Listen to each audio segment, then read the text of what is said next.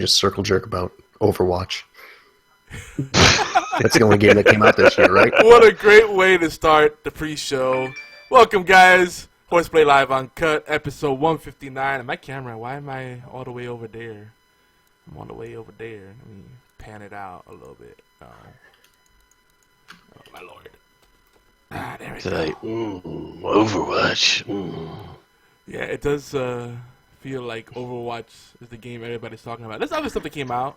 I think overall, and we'll come back to this, but I think overall it was a really good year for gaming. Because I don't need a shit ton of games. I just want a few quality games, and that's what this year brought. I think it brought something for everyone too. So. Yeah, I think gaming was kind of rough this year, in my opinion. But that's just me. It's like you had some hits, you had some hard misses, you had some comebacks, then you had some that, well, they were try-hards. So yeah, it was an interesting year. Yeah, you know. I had a few disappointments this year, but overall the games I actually bought, I enjoyed. Yeah. And I don't see any shortage of stuff to play, so. Yeah, absolutely not. Something out there for everybody. Yep. Especially, not even counting the indie stuff, but once you open up the indie scene, there is something for everyone. So guys, we're just doing a little pre-show, making sure everything's good to go. No frame drops.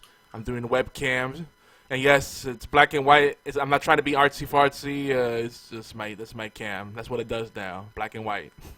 That's it. I mean, it's a throwback. It's a throwback. There you go. Hashtag Retro Friday. Let's go. Ballin'. It's not even Friday yet, but we'll take it. And let's see. Retro Friday is more of a concept than it is an actual weekly event. Yeah, you know, it's a movement more than anything. Yeah. It's just, eventually we'll get to a routine. I need other people to help me with it. I can't do it every week. I just can't. But for, you know, it doesn't even have to be on Friday. That's even funnier if it's on a different day.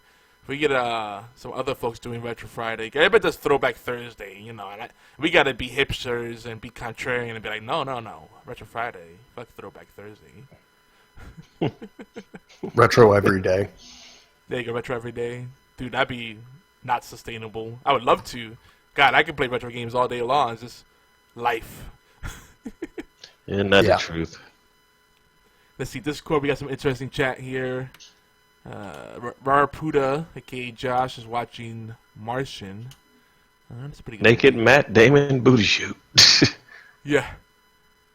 Martian was a good movie, though. Booty shot, not booty shoot. Nasty. You nasty. I don't know. Might as well be the same thing. Might as well be the same thing. He's getting shot in the booty. Yeah, either way, both ways sound nasty, actually, now I think about it. That I don't want to see. That's just no coming back from. Well, we survived Brokeback Mountain, so I think. I didn't have to survive that because I didn't go watch it. Alright, we survived Twilight. I didn't watch that either. Oh, you're one of the lucky ones. My wife made me sit through those movies a few times. The only thing that helped me get through it really is Anna Kendrick, because she's a little cutie.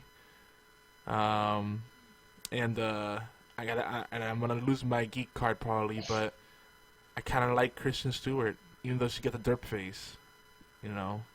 She has no personality. She has no personality, but she's cute. So she's a blank canvas. Yeah, her facial expression is the same for everything. You know, I'm shocked. I'm surprised. I'm sad. I'm happy. It's all the same. I'm pooping my pants face. Yeah, I know. She's a guilty pleasure.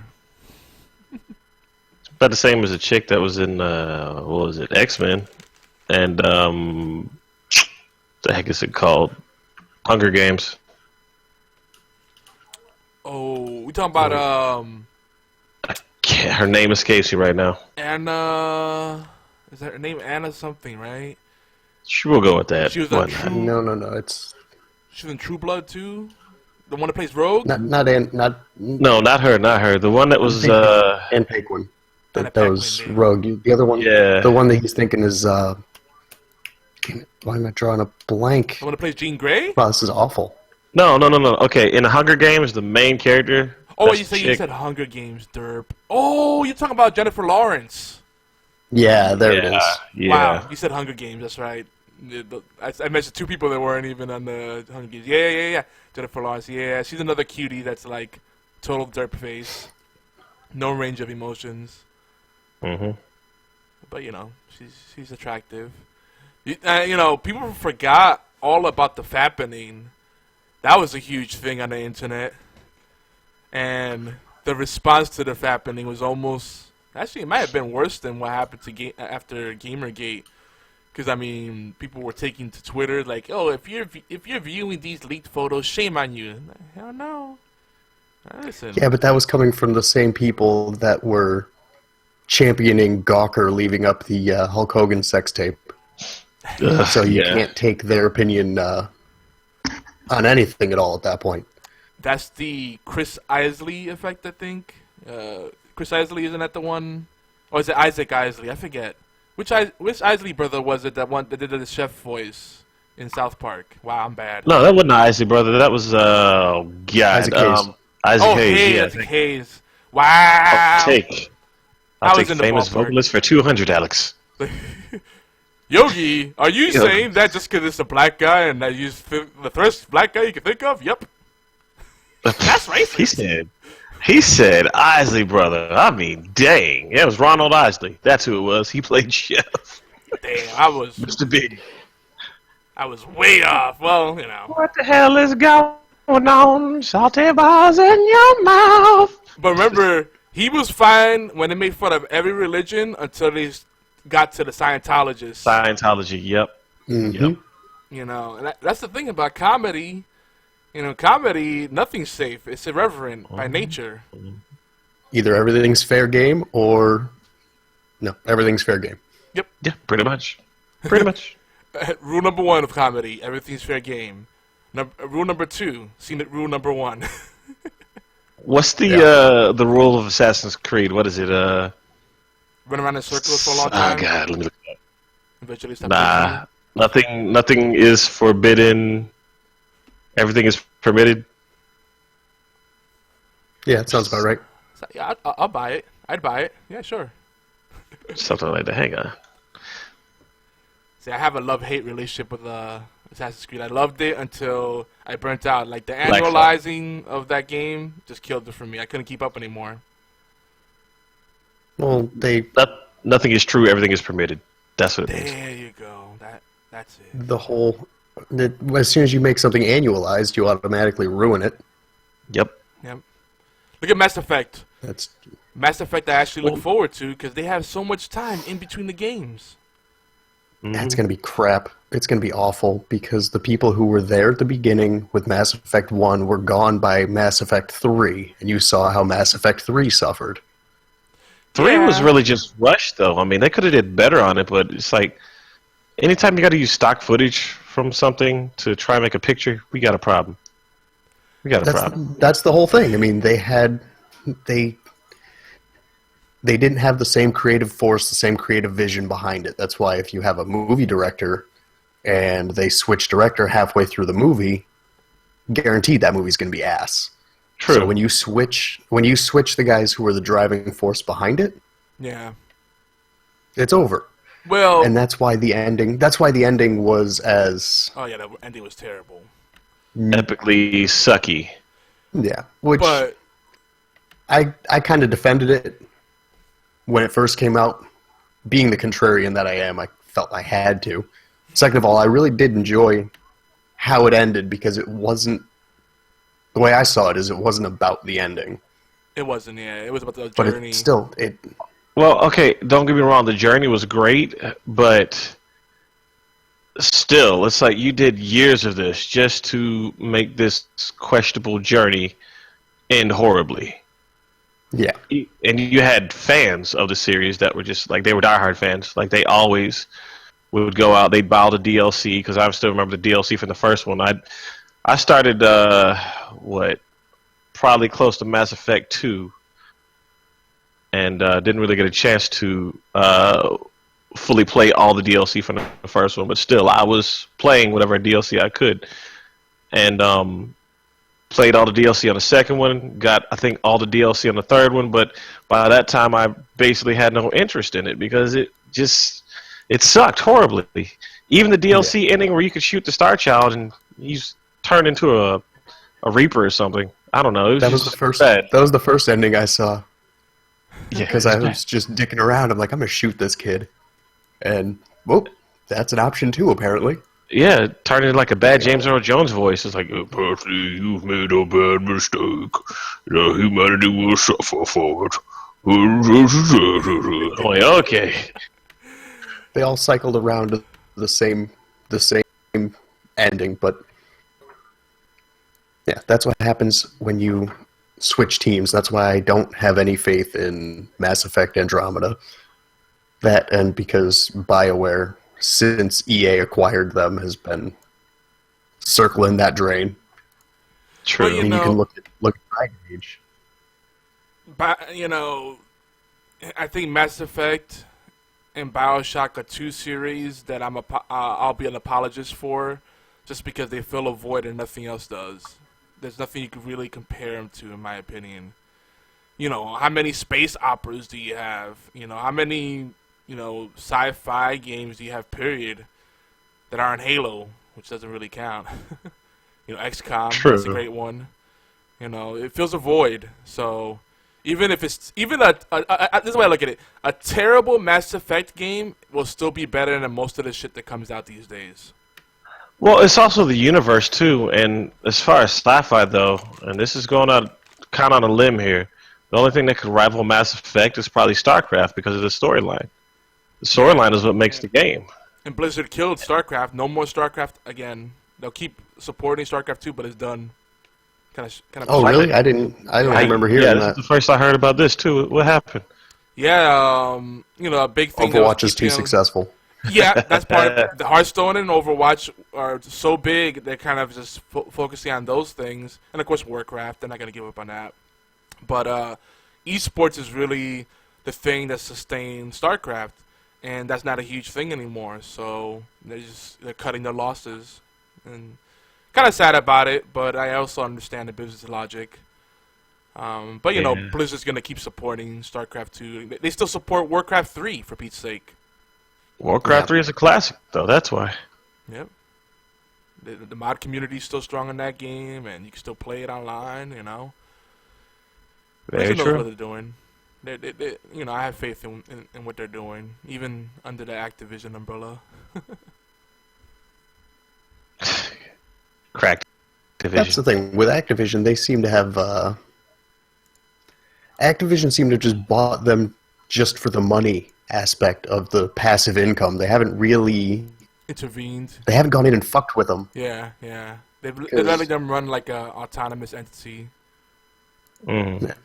The one thing I think that was Activision influenced was the shutting down of the legacy servers for World of Warcraft. I think that was big Activision because they saw the demand there.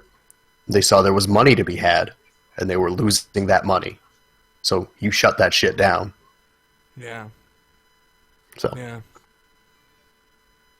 if they can't cash in on it, it's like, nope, not going to have it. Sad but true. But back to Mass Effect. Another thing in their favor is that they're starting from square one. It's a new story, so there's less expectations there. I mean, there's rumors there might be some Shepard action. Shepard, 200 years in the future, see a cyborg. That's going to be a thing. Let's see if that is a thing. Now that's going to get.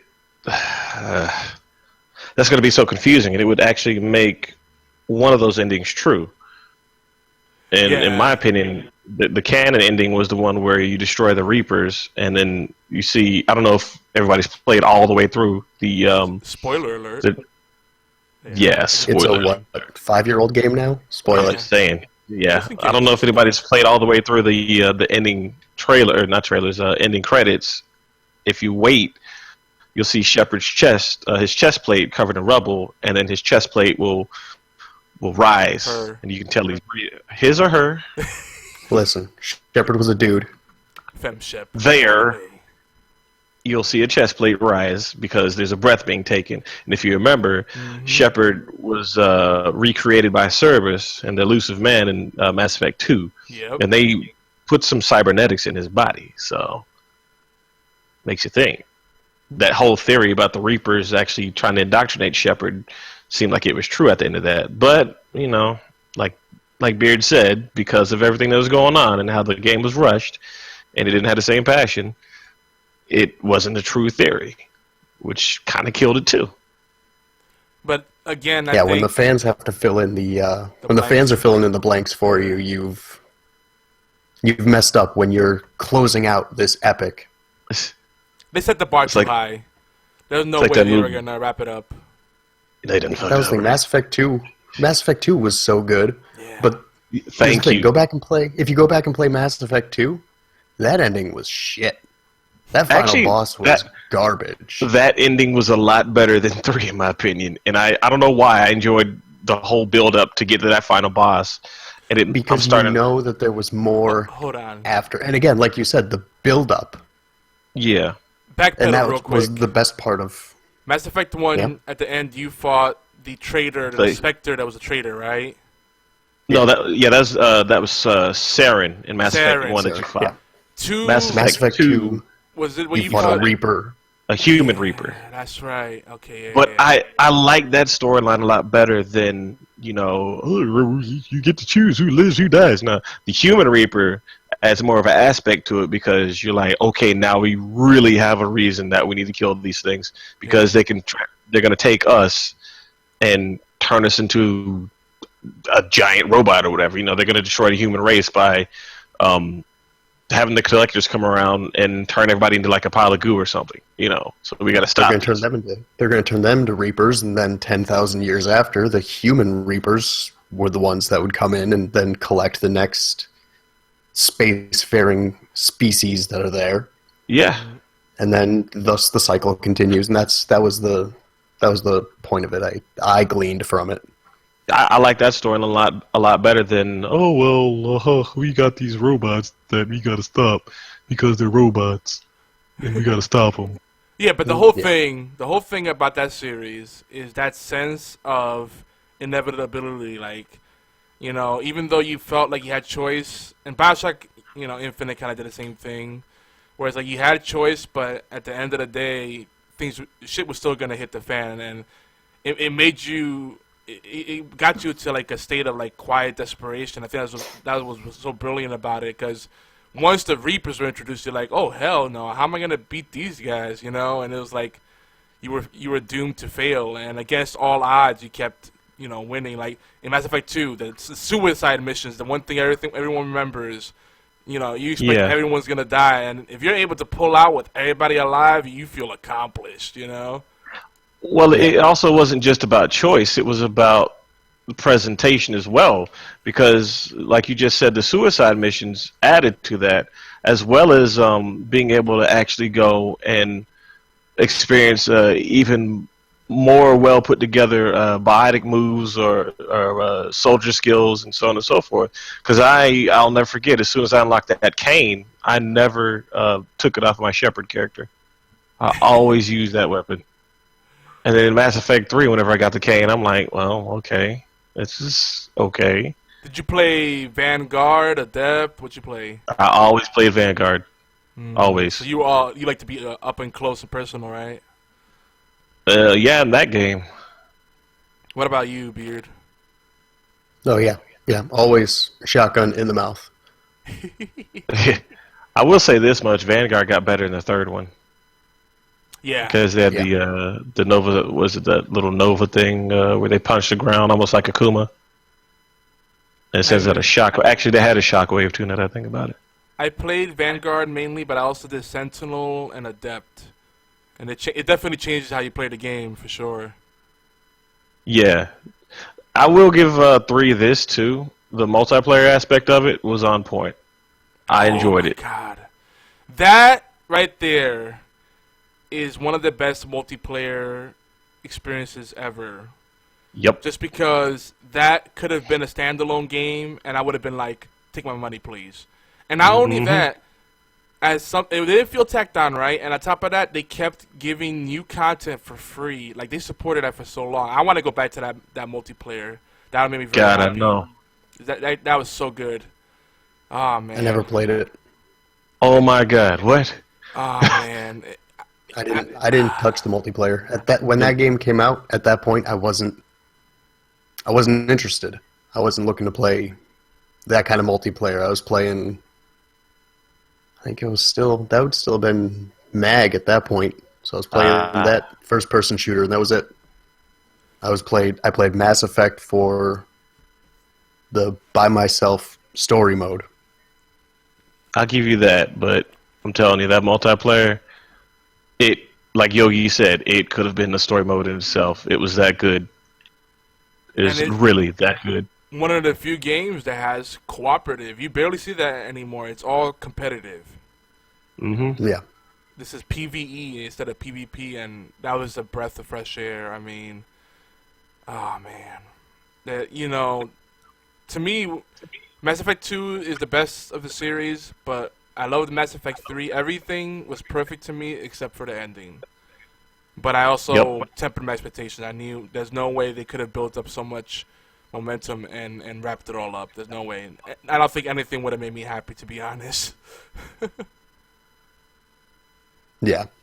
Mass Effect 3, the journey through that one, they did a good job of just taking everything that you love and just crushing it through that whole thing. It was just loss after loss after loss. Such an emotional journey, man. That was brutal. So, guys, you guys ready to really start? Yeah, let's do this. No, right? Half an hour in. That's a good Why pre-show. not? That is a good pre-show right there. So for those we're of like you having on Mass YouTube, Effect feels. Yeah, the Mass Effect. Man, I could go on about Mass Effect. I know. It's one of the few things that still gets me excited. And everything else, I'm kind of like, meh. Okay, cool. But that series, all right. And everybody knows the deal. We're gonna mute our mics, play some music, some bumpers, and then we'll get the show on the road. All right, let's do it. You are listening to an All Games Radio Network broadcast of AllGames.com.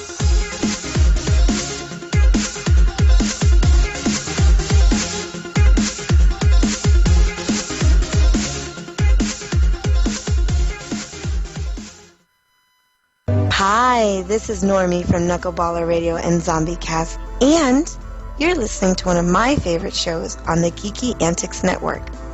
Don't forget to check out the rest of the gang over at geekyantics.net.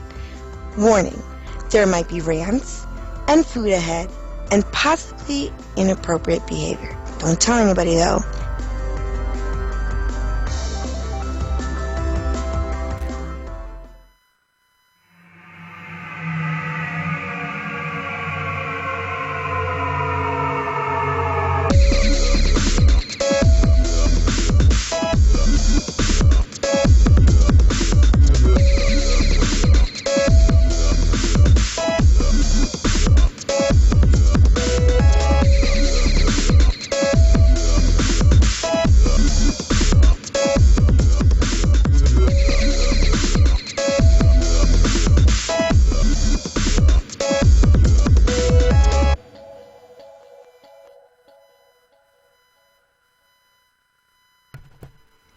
What's up, everyone, and welcome, geeks, gamers, furies, furries, ninja robots, everything in between.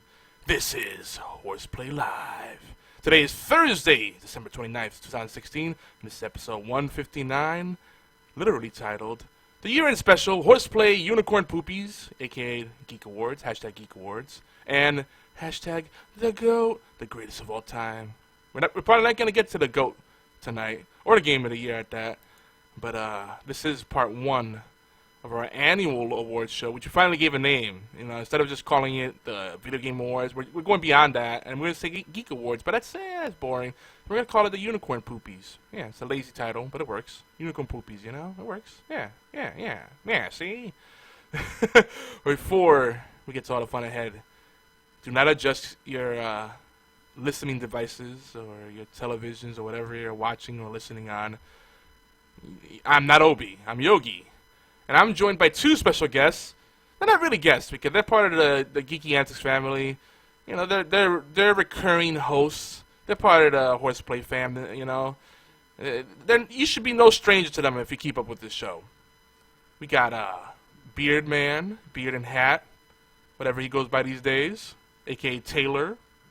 What's up, what's up? All right, good talk. All right, hey. Oh, hey. We got War Child, Okay. Mark ready. 4, a.k.a. Everett.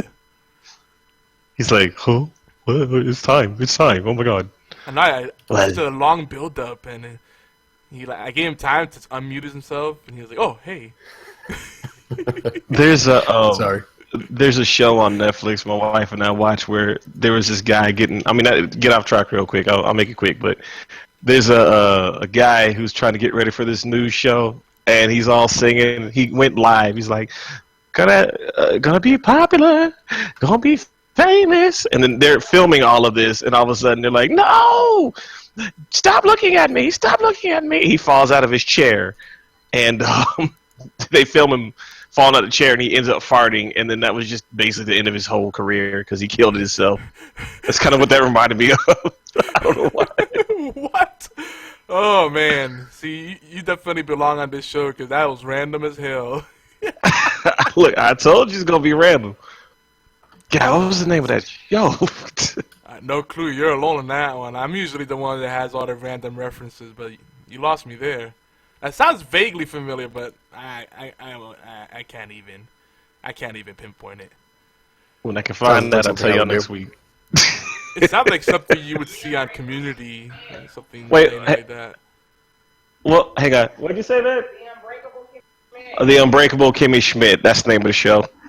That's a show? Yeah, on Netflix. Wife Child has just informed me. Oh, it's a Netflix show. Okay, I haven't explored But- those fully yet. Okay. You gotta look at them. She says hi to everybody, by the way. Hello. He said hello like Mrs. Doubtfire.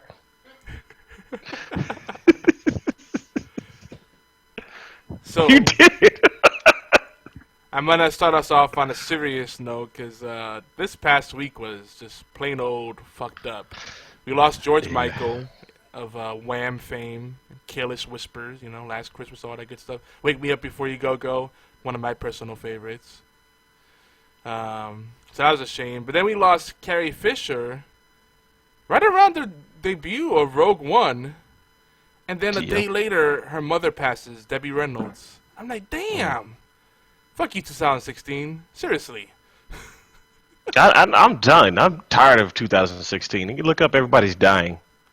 Dude, it's just jacked up. We lost Alan Rickman earlier in the year.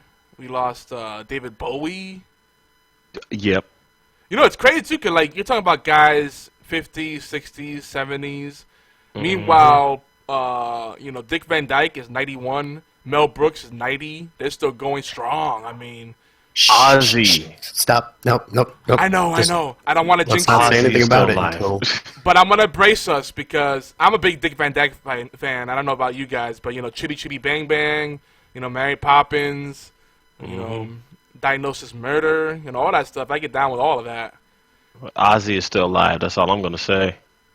I don't know. Keith Richards, Yep. Betty White. Oh, They are keeping eyes on her right now because they're like, Dude. you better not take my Betty. dude, that's like, it's so sad, but that's like the Deadpool going. It's like Betty White's at the top. I'm like, damn, that's fucked up. That's where we're getting. Come on, the to odds now. have to be like what?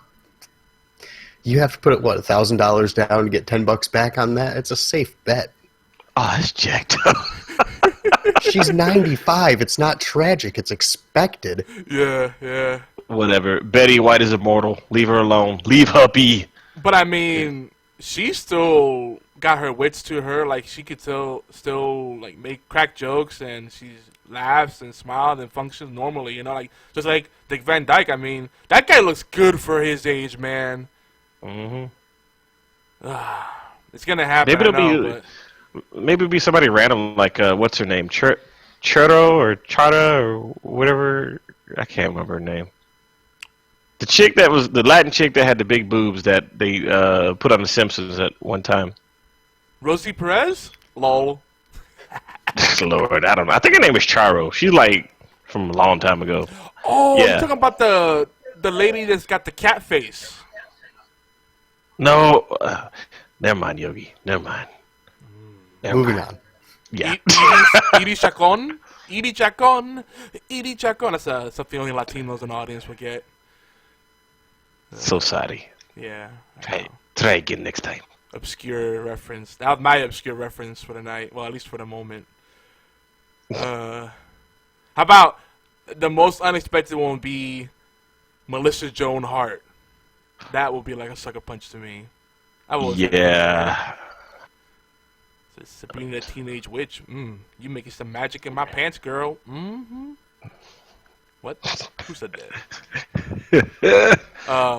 I had a personal trainer when I used to care about staying in shape. I had a personal trainer that looked just like her, and then when she would help me loosen up or she would do like a back massage after the workouts, so I wouldn't get cramps and shit. And I'm like, oh god, this should be. Oh yeah. And she knew. She And then knew. your wife found out, and that's why you don't have a personal trainer anymore. Mm-hmm. No comment. But, she was a bit of Too a close flirt, to home. She was a bit of a flirt, I'm not gonna lie, but I mean, she's getting paid the money. I mean, oof. You got what I need. You know that. But you say she's just a friend. Okay, Bismarcky. Personal trainers got a great racket because they what they usually do is they give you the They got first. a great rack. Yeah, that too. They give you the first 5 sessions or so for free. And you're like, oh, this is pretty cool. It gives 5? you What the fuck are you on? I know. In Yogi's case, they get in the first 5 seconds for free. Yeah, I'm just saying, And then it's like now you gotta pay. Like, damn, I thought I was gonna keep going for free. He's over there. Half of a session with a personal trainer for free. Well, I mean, yeah, you I'm know, paying if, $200 a month for it. yeah. you say if it's there, I mean, you gotta take advantage of it. You know what I'm saying? $200 a month. If they got 20 clients or more, they're good. They're good to go. True. And you were talking about a what? 1 hour here and there. Half hour. Damn, it's a good deal. This doesn't sound like personal training anymore. What? I'm gonna leave you. Bring your own. Bring your own towel. It will get messy. So let's we already lighten up the mood. Let's lighten up some more. I'm still in the Christmas spirit. I don't like the all this build up for one day of gift exchanging and everybody forgets about Christmas. Taking down the tree, no more music, nothing. I don't like that. I like the Christmas foods. I like the music. I like the spirit of it. Just spending time with loved ones. It's a good excuse, and it's a shame I had to say that, but it's something we needed an excuse, a little extra push to catch up with old friends and with family, and I still feel like we're in the season, so I'm keeping that going. I mean, am I the only one here? Help me out here. I knew Christmas was pretty much over because at the airport they started playing the Fred Sanford thing over the radio, which I thought was actually pretty cool for once. Sanford we is took the Christmas tree down. We took the Christmas tree down Christmas night. What? with a Christmas vengeance. Eve or Christmas night? Christmas night. No, I think. What was it? Yeah, the next day. Okay. We had that shit boxed up and out of the house. With a Is it vengeance. a artificial tree or a real tree? Yeah, we had a fake one this year. Okay. Boxed that up. Out it went. Mm-hmm. It's It crazy. it didn't feel like Christmas this year. It felt like everything was just rushed and mass produced. It's like, okay, the turkey's out. Go ahead, hand out the presents, and make sure we got that Easter egg hunt coming up. I'm like, wait, what are we doing? I felt the same way, and I finally said, fuck it to the materialistic shit. I put that shit aside. Everybody had to get gifts, got them, and I just said, let me just enjoy the special time of not being bombarded by clients, being able to spend time, just me time and family time. You can't put a price on that. So like, it came late for me, but then finally I started like playing like the games that had all of the Christmas events and really getting into spirit. I started putting the Christmas playlist on, and all the Christmas scents in the air. Like we have the wax burners, so we started putting the sugar cookies and all that kind of like cool stuff, like peppermint this, and kind of getting that scent in the air, gingerbread that, I was like, then I really just felt it, and I was like, damn, it's like you blink and it's gone. Pumpkin spice. Pumpkin spice, that's another good one. Yeah. Cinnamon. I always for some reason associate that with Christmas, even though you can have cinnamon anytime, but All right. Yeah. Brown sugar. Hey, what's that LL Cool J song? Black coffee, no sugar, no cream. That's the kind of girl that I need on my team. Something like that. No? I was thinking about D'Angelo. Oh, brown sugar, D'Angelo. Yeah, duh. That was easy. Some more brown sugar. What happened to D'Angelo? That dude could sing, man. He gained a lot of weight after he fell off, gained a lot of weight, and he lost the cut. Became the next ODB. Damn, son. He Post died? prison, not pre. Did he die? ODB? No, he didn't die. I'm just saying, like. Okay, he said ODB. I'm like, damn. Did he die? I think they kind of like did a spirit transfer because D'Angelo gained all of ODB's weight after he came out of prison, because ODB was pretty big after prison. Yeah. Wow, such a waste of talent. I know. Sad. Don't go to jail, kids. So how was your? That's a good PSA. Now how was your Christmas though? You guys had a good one? Oh yeah. Christmas was great because I have 2 kids, so they love it. I would hope so. Oh yeah. When you get older, you start to live vicariously through the kids. You're like, damn, they gave me some good shit. All I got, the freaking ugly sweater and a pair of socks. Damn. It's the best pair of socks you ever get. I don't know. I got some sweet shoes, but I did too. I'm not gonna lie. I got some good gifts. The kids got spoiled. Mm-hmm. So 90% goes to them. It was such a bitch trying to find a 3DS, though. Good lord. I can believe it. If I knew what that struggle was going to be like, I would have bought one back in October. Mm-hmm. I can believe that too. I pretty much got what I needed, and plus it was kind of hard to really kind of plan for Christmas because my wife's birthday was in the beginning of the month. Then we had our anniversary after that, and then we had Christmas following. So, but what I got was spending time with the family, and that's what really made it worth it. And I also got a Samsung Galaxy. No, I got a Samsung Gear S2, to which I really am thankful for having an awesome wife because she's the one that got it for me. Nice. Yeah, very. I said I have an awesome wife. She said, I hope she can hear me. What was that about your wife? That'll just be his drop now. Anytime he says something, you press the button. Mm-hmm. Let's just go back to the show.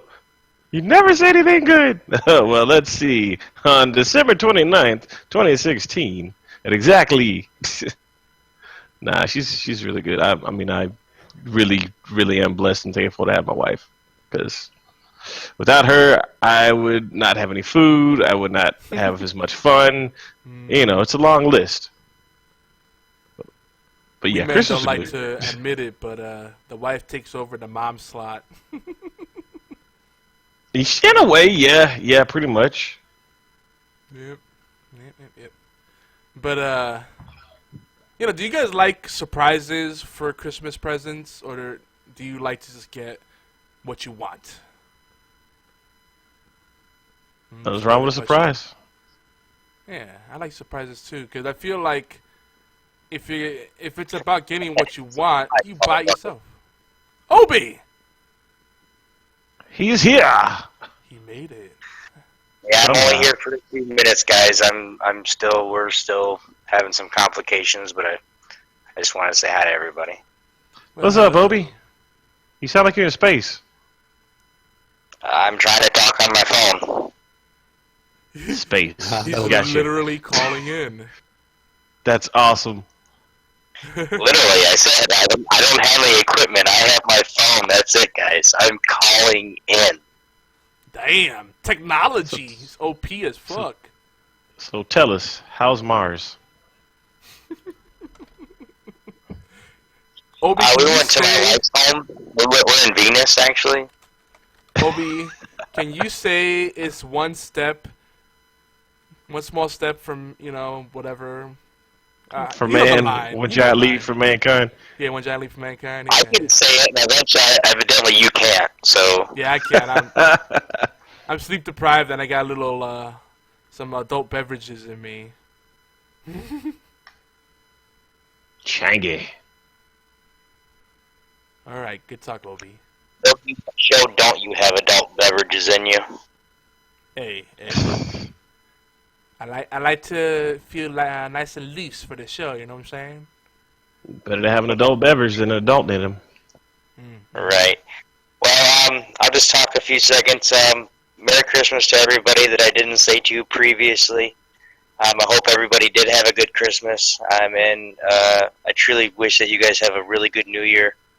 We'll probably call in again next week, of course, but I'm going to let these guys get back to the show. But for everybody in chat, still love you guys. Can't wait to get back. We'll see you guys later. And yeah, and you and Fatal should email your Game of the Year picks. 'Cause we're doing them this week and next week. Yeah, man, I'll get right on top of that, man. I will. Just make sure it fails on time. Yeah, it's just 2 or Yeah, 3 that's why I said not really.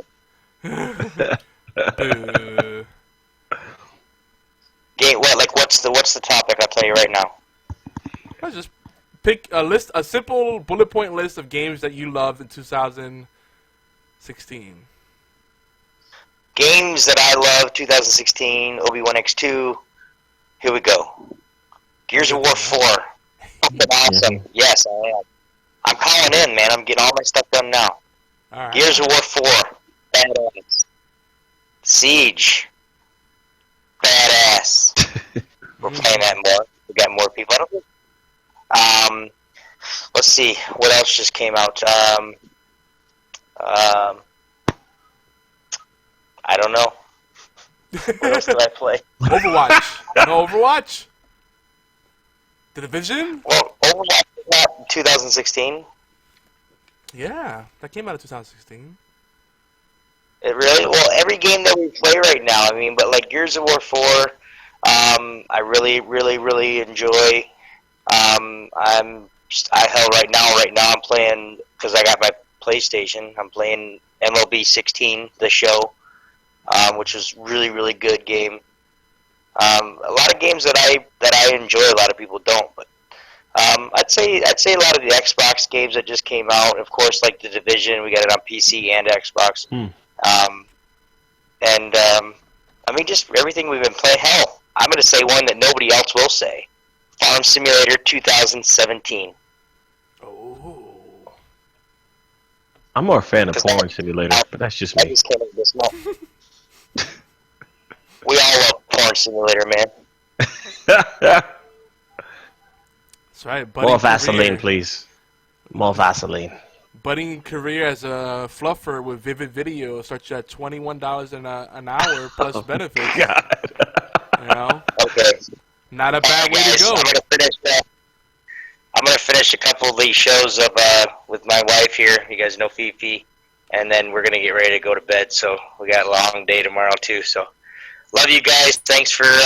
We'll see you guys here in a couple weeks. You want to say I did anything? that, Obi. Nothing but love to you, man. Hello, goodbye. Bye, Hello, Fifi. goodbye. Hello. So, Hello? we'll see you guys later. Love you guys. We'll see you guys soon. All Peace out, right, y'all guys. take it easy. Peace. See you next year. See you later, Obi. I got a cat Literally on my lap. next year. Yeah, literally next year. For reals. Mm-hmm. For real. If you aren't watching video, if you hear a little crumpling, it's this ghetto beer I have in a brown paper bag. I'm going full on ghetto with it. He's going in hard. The cats love the sound of crinkly things too. They start going crazy, like, "Whoa, what's that? Is that for me?" By the way, quick little plug for one of our sponsors and good friends of the show and the network as a whole. The Puppet Farm. They just released the follow-up to Trumpty Dumpty. It's a Christmas-themed puppet show called "It's a Wonderful Bar." Yes, it's a play on the Christmas classic. It's a Wonderful Life. One of my favorites too. Who doesn't love that movie? It's a feel-good movie. It does make you feel sad at parts too. But good emotional roller coaster. But yeah, It's a Wonderful Bar over at puppet.farm, and we got a short link straight to the video. If you just go to geekyantics.net/puppet farm, it'll take you straight to the video on YouTube.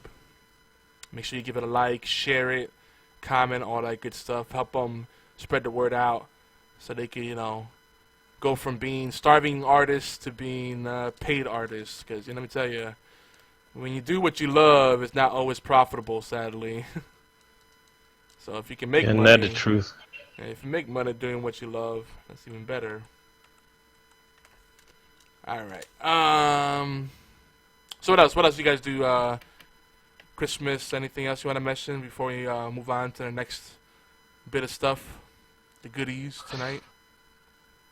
Nah, we've dragged this on long enough. Well, folks, tonight on the show, this is our end-of-year special, and we're handing out nonsensical awards to our favorite games and geeky things of the year.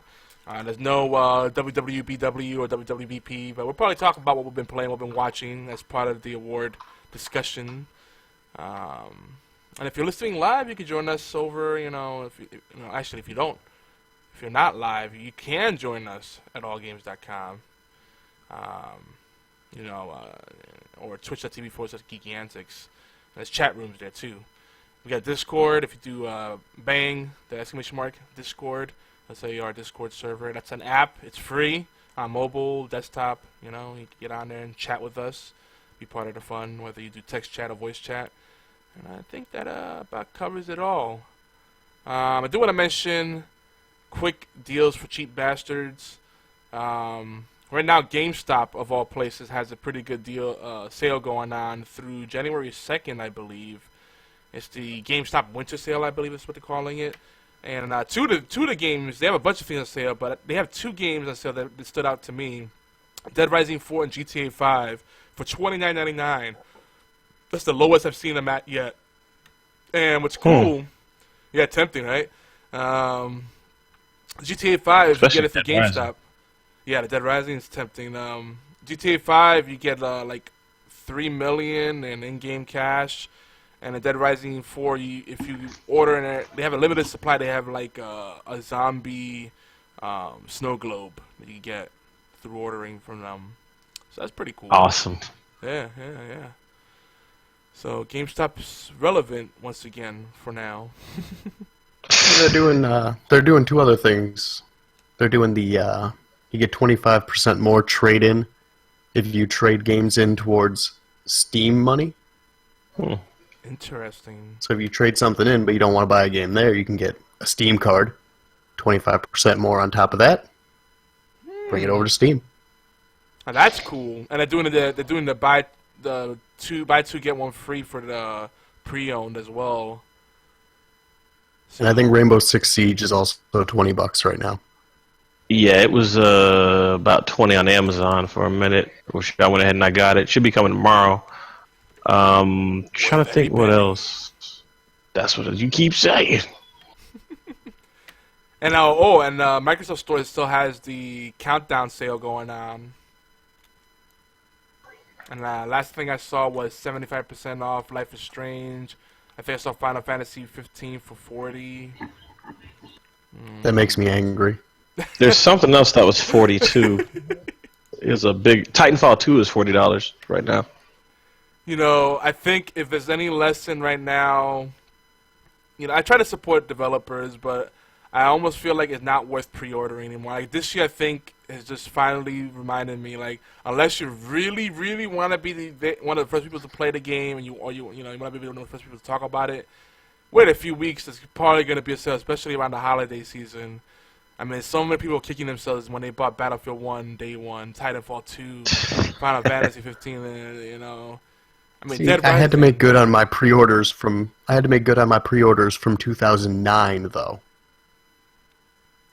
Yeah. So, but the sad thing about I will probably say this: I will probably pre-order Mass Effect Andromeda, but anything else is very unlikely because pre-orders just aren't what they used to be. Yeah. They're not going to run out. Pre-orders used to be because stores would get limited quantities of games. So they need to know that there was an interest for them to order it. Now, they're just going to order that shit. They're going to have stacks of them. You can just walk in at any point that week and grab a copy. Done it before. And they'll sometimes give you a pre-order copy. But I feel the same way about pre-orders, collector's editions like I do about pre-orders, because those are sometimes hits or misses, but they're mainly not worth it. Like the not Final Fantasy 7, Resident Evil 7 collector's edition. Have y'all seen that? No. It's a giant replica of the mansion with some replica stuff from the demo. Ooh. And the mansion's a music box. Okay, that's dope. Yeah, that is dope. Not for almost $200. No, I'm sorry. Yeah. But see, $200. Resident Evil fan, yeah. True, but $200 you could have easily gotten that Gears of War 4 statue of Jace with that motorcycle, and that definitely would have been worth the money. I would have paid for that. The easily. collector's edition is for a rare unicorn type gamer that either lives in their mom and dad's basement, so they have, disposable income, or they don't have kids, so again, they have disposable income. Or they're just rich. Because, I mean... With disposable income? With disposable income. Because, I mean... I'm none of those, but I got the collector's edition of Last Guardian. Was it worth it? You're borderline rich, Beard. I do have solar panels and air conditioning, so yeah. You might be too upper class to be hanging out with us, I don't know. I am solidly middle class, leave me alone. What's a middle class? I know, right? That still exists? Yeah, it's not a thing anymore. I read about that in textbooks. Nah, I mean, with the collector's edition, for me, it's like I'll get 1 or 2 a year tops, and it's a rare thing. But every time I do it, I'm like, I have to really love the game, Exactly. Jump in, but it's like, man, for this I could get 2 games, or 3 games. Like, sometimes the rewards are cool, like remote control car or a replica gun from Gears of War, but. Oh, I was so pissed about that. Night I'm vision sorry, goggles. That's another one. You hit a soft spot with me, man. I'm sorry. I know. Whenever I could have got that replica Lancer, I had pre-ordered it, then I had some credit card issues, and you know how GameStop is. Yep. Like, hey, phone calls won't work right now. Call us back later. Mm-hmm. So pissed about that. Still pissed about it. I wanted the art book and I wanted the statue of Trico. Well, as long as you got it, you good. Love me some Last Guardian. So we see already a little prelude of what's to come. Oh, it's not my game of the year. I'll tell you that right now. But that might fit into one of the categories. By the way, I gave you access to the notes, Beard. I was looking through it. Yeah, I was looking through it the other day, but I have this problem where I retain absolutely nothing that I read anymore. Well, get in there now so you can follow along. You have a lot of categories. Here we go. Yeah. And then you can type, if you want, you can type in some last-minute nominees for the different categories while we go through them. I'll start adding them. Let's do this. So you guys are gonna hear some pitter-patter here and there. So without further delay, not only we got a half-hour pre-show, so we got about a half hour now into the show. We're gonna go straight into our feature presentation for the evening. This is the HorsePLAY Unicorn Poopies Geek Awards. And it's for everything geeky. Not just video games now. It's just everything. So what were some of our favorite things of the year? What's the greatest of all time? Who are the best of the best? Who are the worst of the worst, even? In each category, we're just going to kind of deliberate on our favorite things are. And I think instead of just choosing one favorite for everybody would just choose their one favorite amongst the nominees that we share. Because, deciding on one, that's not going to happen. And coming up with a top 10 list, good luck with that. The way we talk, never going to happen. So we'll just have categories, and we'll just pick each pick our personal favorite. And you guys could, as a community, could determine if you agree or not. You can submit your own picks, or counter arguments over at mail@geekyantics.net. And in future shows, we'll discuss those. So that's how we're going to do it. And we'll be going on with this through episode 160 and beyond. Actually, I was going to make episode 160 our year in review show, but I think I'll probably end up being 161. So we'll see how the pace of this goes along. We do have a lot of stuff to cover. Mind you, for as far as games go, and as anything really, it doesn't have to be something released this year, as long as something we enjoyed this year or that became relevant this year to our community, especially us here live on the show. And again, community picks are a big part of it, so if you're in the chat, on Discord or on Twitch, feel free to share your picks. We will be focusing pretty heavily on PC and Xbox One. Beard is definitely going to be our Nintendo guy. Nintendo, PS4. Nintendo and PS4. But I'm saying you're probably the only one amongst us that has any kind of real exposure to Nintendo anymore. Yeah. Sad to say. I think the Switch is going to change that, but that's for a different. That's a different show. Oh, that Switch is beautiful looking. It's going to be something, especially if. No, different show. Well, they're going to keep the trend going. Every other generation will be amazing. Did you see it turn into a giant robot? Dude, it turned to Bumblebee. I was like, take my money. It's awesome. It's awesome. So, folks, kind of this year, let's talk a little bit about what this year was in terms of video games. There's a lot of talk about this being a bad year for video games. And a lot of folks are saying that, and I'm like, no, it wasn't. And the only thing you can say about this year is there were a lot of ports, a lot of remakes, a lot of sequels. No real original IPs outside of the indie space. But there's something for everyone, and there's a lot of quality. I actually liked it because I was tired of the shovelware of just the glut of gaming, of all this shit coming out, and just garbage most of the time. You know what I mean? So I think this was a great year for gaming. I think it's the best year, hands down, for this console generation. Am I crazy? You're right that it's probably the best for this console generation, but it's not. It wasn't that great. There was a lot more. I felt in total there were a lot more misses than there were hits. Because you were burnt by No Man's Sky? No, I wasn't burnt by No Man's Sky. I saw that shit coming from a mile away. Yeah, we all called it. Not all of us. I had hope. Sorry. I had hope. It was an indie game that was hyped and built up to be this AAA title when all it was Subnautica in space. And no. Do not compare that. Do not compare that to Subnautica. Subnautica at least has a decent storyline that is 10 times better than the crap that they put out. This thing had no storyline. The ending was... I didn't mean to cut you off. I'm sorry. I'm passionate about this. I am passionate about it. Subnautica at least keeps you interested. It's like, okay, you have to build this to do that, to get here, to find out what happened with this. No Man's Sky is like, well, just travel around and hope that you can find the center of the universe for just finding the center of the universe. It was horrible. And I say that being somebody that actually went back recently, downloaded the DLC, the little foundation pack, hoping that there would be some sort of change. Lo and behold, there's none. What a surprise. Back to you, Beard. Back to you. Well, I think it was a lot more. There were a lot more, like I said, misses than there were hits, but I feel like the ones that did hit were spectacular. True. Yeah. Like, who would have thought of World War...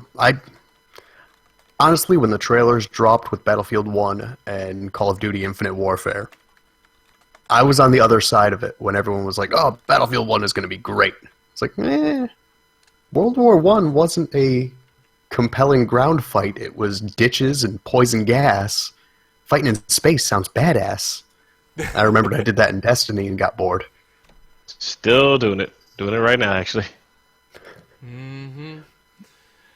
Yeah, don't get me started on Battlefield 1. I like the game, but it's the most disappointing of the Battlefield games. The last 3, I would say. Or at least the last 2. I'll take Battlefield 3 and Battlefield 4 over this. But that's Hardline. Hardline, I don't consider a Battlefield game. Battlefield that was a game. Top one, right? Hardline was a game that was literally made by another studio, and EA said, we don't have a Battlefield game right now. Can we just slap the name on there? That's what happened. It was actually revealed that was pretty much what happened. I'm simplifying it, but it wasn't intended to be a Battlefield game. It was supposed to be Payday 3? Possibly, yeah. I mean, who knows? Which Payday? That's a good series too. I've been curious about it. By the way, if anyone's in the chat and they want a code for the PC version of Smite, our friends in High Res Studio have given us some more codes, and we have a code that will give you the Ultimate God Pack and 1,500 gems. That's right. It's a lot of gems, by the way. That's about, I think, $20-$30 worth of gems, something like that, at least. There's nothing to sneeze at. You're talking about a $50 value or more. For free. So I want to shout out our friends over at High Res Studios, a Georgia company. And also, January 5th, Peaches. if you happen to be in Atlanta area, High Res Expo, HRX, they're celebrating all things High Res, including Tribes Ascend, Jetpack Fighter, Smite Tactics, Paladins, and cosplay. Because, you got to have cosplay. I wonder how many people are going to be cosplaying Aphrodite or Neith so they can show off their cleavage. Boob cleavage? Is that you about to say boob cleavage? Boob cleavage, yeah. I was going to say the boob, but I said not cleavage sounds better. Shout out the boob cleavage. Definitely shout out the boob cleavage. It's awesome. It's awesome. So yeah, if anyone's interested in that, let us know in the chat. We'll whoever actively plays the game, ideally, please don't let it just go to waste. I appreciate that, Joey Middens. He said that he doesn't really play the game anymore, so he doesn't want to just waste it. So appreciate that. So someone that's going to play. First one to show off their boob cleavage. No, I'm kidding. The boob cleavage, yes, because it is what it is. Cleavage.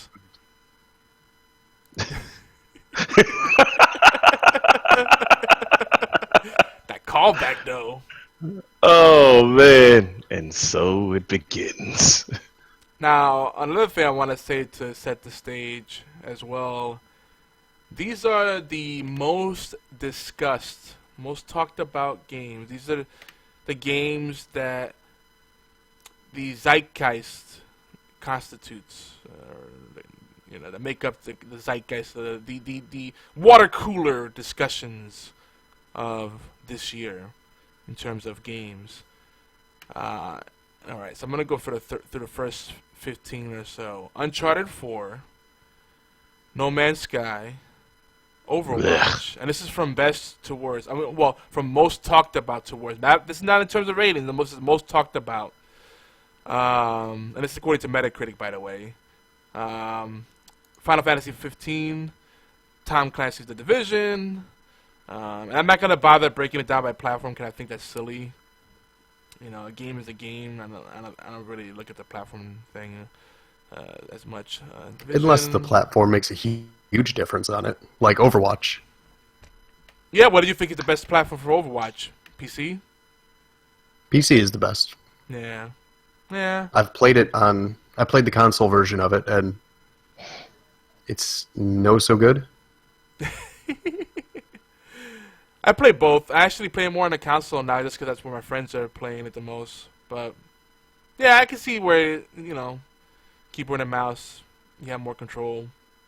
I mean, people will snipe Plus you out of mods. the sky. Yeah, and cheating. Don't get me started. I was gonna say you can't mod Overwatch. You can't? I mean, not even the skins? People will The find skins are all the same. They all Quake 3 days are gone. Quantum Break is up there. Street Fighter 5, Doom, XCOM 2, Baldur's Gate, Siege of Dragonspear. I missed that one because I love Baldur's Gate. How did I miss that? I didn't know that was a thing. That released March 31st. Man. Huh. I missed that one. Mafia 3, Call of Duty Infinite Warfare, Dark Souls 3, Battlefield 1, Gears of War 4, and Last Guardian coming in. That's the top 20. I skipped a few that were redundant. Then after that, it gets a little more cryptic. Black Desert Online, Ratchet and Clank, Sid and Meier's Civ 6, Firewatch, Star Fox Zero. Wait, Deus what? Ex. Yeah. Most talked about, not the best. Most talked about. Deus Ex, Mankind Divided, Titanfall 2. Did I miss anyone already? No, I didn't.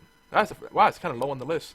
Total War Warhammer, Recore, Battleborn, Far Cry Primal, Watch Dogs 2, Gone Home, World of Warcraft Legion, Stellaris, Grim Dawn, The Witness, Mirror's Edge Catalyst. See what I'm going?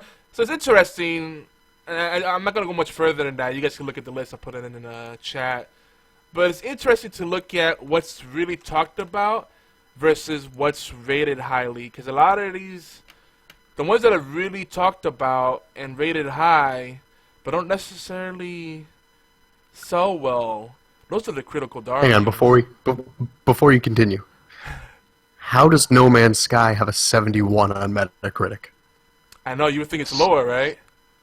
Somebody paid for that. Or either that or you have those diehard fans that came out of somewhere that are all like, yo, it's a good game. It's like Minecraft in space, but it's awesome. Like, Well, notice 71 for PS4 on PC where we have better taste, 61.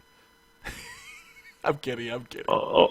I'm kidding. Look, it doesn't matter if the toilet is gold or just like, what is it, porcelain? It's still a nugget. Oh yeah, and I mean, Still a nugget. you know, I say that as a joke, but on PC you have a lot more options of what you could play. I mean, you go through Steam and you just look up, do the most random keyword search. I want a game that has furries, big boobs, and roguelike. You'll find like 100 freaking options. Try finding that on a console, you know. Maybe one of those games will get ported over 2 years later, and they'll pass it off as something new, you know. I mean, consoles are finally getting better about that, but there's just still a lot more selection on PC. That's because the Unity engine has taken on a lot more steam. Yeah. Get it? Yeah. Steam. And Unity makes it really easy to port things to different platforms. You know, so it helps out. And I was looking into it. Apparently it's free to publish a game with it if you make less than $100,000 off that game. Yeah. Oh. Yeah. That's why Unity is probably the best choice if you're starting off. It is a little clunky on certain platforms. Like, it has a little bit of overhead. That's the problem with something that's technically cross-platform, is that you have overhead. It's like Java. Java is great because, you know, it's cross-platform, it's, you know, multi-platform, but the trade-off is that the performance on it isn't as good. So if you want optimized code, you know, you got to be really careful. But Unity's great, man. Yeah. As opposed to like something like Game Studio where they charge you per module and they have all kinds of crazy fees, you know. Mm-hmm. Or RPG Maker, and it looks like it was made with RPG Maker. RPG Maker ain't bad though. Like, if you're trying to go for a certain kind of thing, you know, it could speed up development time. Like, I bought some RPG Maker games, no problem, knowing they were made RPG Maker, and no regrets, you know. But yeah, I mean, don't Me and my expect friend something had crazy. Me and my friend had RPG Maker for the PlayStation The one. 1. Wow. And we made the most bizarre shit. But it was amazing with what you could do then with the PS1. I'm interested to look at like the newest RPG Maker and see what type of hijinks you can get into. But oh my god, you can make a lot we would just of go. cool stuff with RPG Maker now. What is it? They're up to VX Ace, I think. And now you can make custom engines, so you're not limited to their framework. But, you know, there's still certain things you really can't. If you want to do something from the ground up, then you have to go somewhere else. But RPG Maker's solid, man. Especially if you're trying to prototype something and to get it funded. Like, you can have that and then Kickstarter and say, hey, look, I have a working prototype of the game. So, all what are you talking about? You don't need that for Kickstarter. I know, you don't need it for Kickstarter. But I'm saying if you want to be, like, legit, you know, build some credibility. But, yeah, you could go to Kickstarter and say, I've never made a video game. I'm a janitor. But I wanted to make a game where you're a kung fu master who uses a broom and a mop. That's my idea. Okay, so how can you make this happen?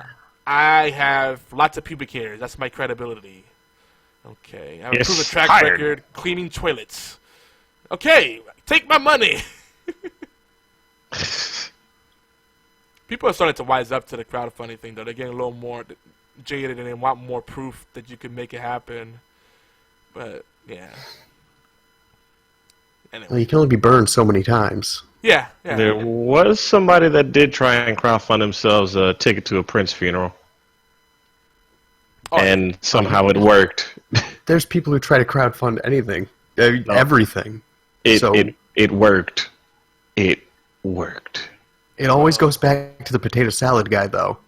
The potato salad guy, yep. Show me potato salad.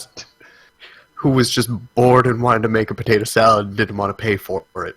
And then ended up getting $180,000 or some dumb shit like that.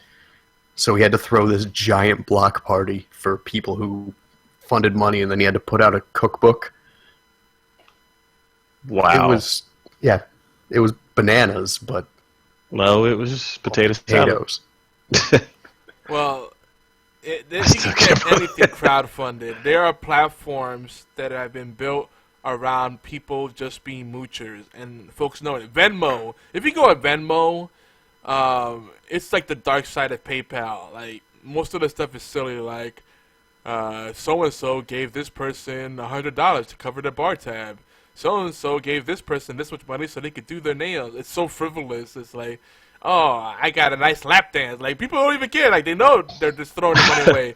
But, like, it's hilarious. Think of it this way. Think from the person giving the money's standpoint, they might just have like an extra $20 and want to do something nice with it. Like, this person doesn't have the money to get their nails done or whatever. Here, have a lap dance. Here's $20. Enjoy.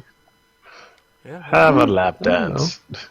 There's people with money burning a hole in their pocket. Go. You know, they got money burning a hole in their pocket. You know, if you could get lucky enough that they'll sift through the hundreds of thousands of posts and they'll see yours and give you the money, or maybe they're entertained by what you say. It's like, I'm a lazy bastard, pothead, and I don't really want to feel like working, so can you pay for my weed? Oh, here you go, buddy, $100. Okay, cool. People do it. I go in there, I'm like, I like this. I'll be part of the problem. Sure, why not? Sad but true. That's how D's nuts got elected.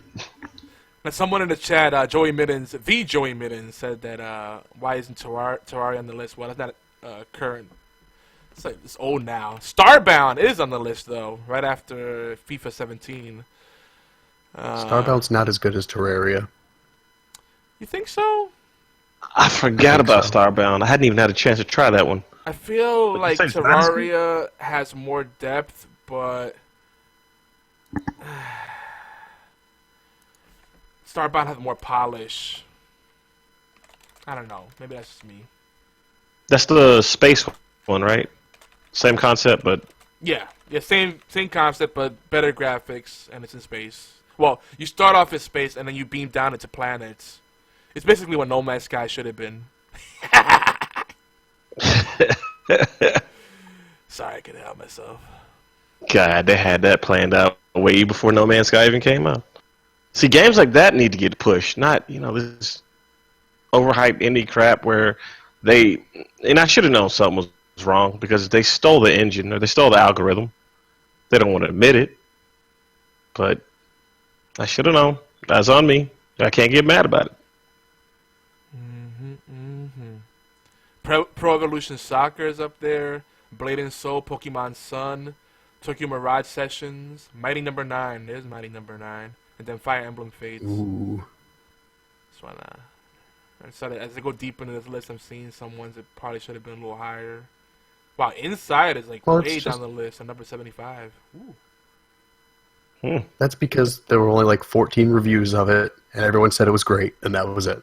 That's a critical darling. Everybody that played it loved it, but no one bought it. I'm one of the people that didn't buy it. I'm sorry. I watched the Game Grumps play it, so I don't have to buy it. Oh, snap. Don't say that out loud, because then you'll empower it. We shouldn't let people play this game. And people start getting dinged. Oh, gameplay video, ding. Copyright. You know? Yeah, but that's all we need. Nintendo, thank you. It's the exact opposite, though. Because when they do play the games, the sales shoot up. I'm just the one asshole that was like, I don't need that game now. Yeah, it's true. Same thing with Alien Isolation and what was the other one that came out around the same time? The Resident Evil 4.5. It wasn't exactly Resident Evil, but it was like the same. Shit, why am I drawing a blank on this? Evil Within. Oh, Evil, yeah, that crap. 2 games I didn't have to buy because I just watched Let's Plays of them. And Evil Within wasn't even that great. I liked watching Evil Within. It was a good movie. Actually, Much like Last of Us. Actually, let me take that back. Evil Within, it was okay. I think I'm just mainly pissed at it because of the fact that I was fighting the weird boss that has was it a sledgehammer or something? I can't remember what, but you're in the gas chamber, you're fighting this boss, and I didn't stock up on my inventory. And the same thing kind of happened with me on Ninja Gaiden. Was Ninja Gaiden 2. I didn't stock up on my inventory. Lo and behold, I got to fight this boss without anything to save me. I did that in Resident Evil Code Veronica. You have to fight the butler. And the only time you can kill him is when his chest opens and exposes his heart. So the whole area, you're on a helicopter pad that's like misty. Like you did in all those games. No inventory. I was fucked. I had 1 sniper bullet. So I just fired a pot shot into the mist. Killed him. Dude, you're making me want to play Code Veronica. That's one of my favorite Resident Evils, man. Same. Well, you lucked up. Me, on the other hand, there's a whole valve puzzle where you have to go and release these valves or close these valves so the gas will stop coming out in this little chamber area. And I think in the 3rd or 4th one, he comes in and he beats the valve up, so you can't really you can't turn it. So you're running around trying to run away from this dude. I wish I could remember what the weapon was. I think it was like a hammer or something, but still couldn't beat it. Didn't have enough health. Never finished the game. For some reason, whenever I think about Code Veronica, I think about Ill Bleed. Maybe because I played both of them on Dreamcast. I love both of those games. Code Veronica, me and my buddy played on Dreamcast. We had a bootleg copy of it. A borrowed copy, you mean? It was borrowed? No, it was we totally bought it from a flea market. We had to put in a disc that would trick the system. Yeah. And then when it boots up, when you see this giant spinning reindeer, is when you know you can open the disc, take that one out, and put the one that you wanted in. Are you being for real? I am not lying to you. I still have that disc somewhere. This man said a giant spinning reindeer. Okay. You must have gotten that for Christmas. And Dreamcast had Sega always messed up by doing proprietary formats, and instead of having like a CD-ROM or a DVD-ROM, they had a SG-ROM. A SG-ROM? What? It's like this weird format. But that fucking system, you could play online with a console in the year 2000. Yep. I was playing Phantasy Star Online with friends. Yep. Oh, I remember Phantasy Star. Online. I'm playing the GameCube version of that now. I have a because my GameCube's kind of MIA. I downloaded the Dolphin emulator, and I've been playing that. Nice. God, it's still so much fun. I watched a couple of friends of mine play it, and I first got into it on the GameCube. I used to love That's a going fun to series. the social hub areas, and you see the little dialogue bubbles pop up, and we're like, this is what console gaming should be. Oh man. Yeah. And it only took, 8 years for the other guys to catch up? Yep. Yep. It's crazy. All right.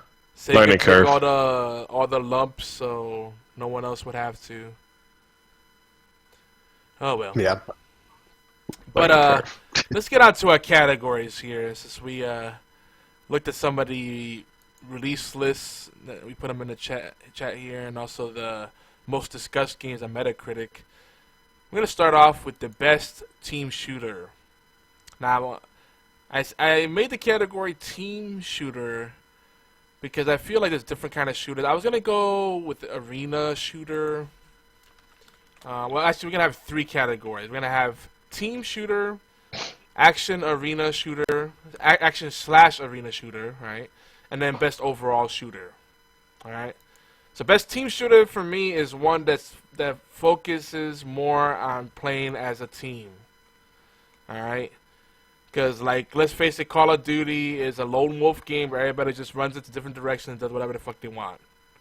There's not really any call-outs unless you're playing a professional team. It's just like, yeah, Leroy Jenkins, woo!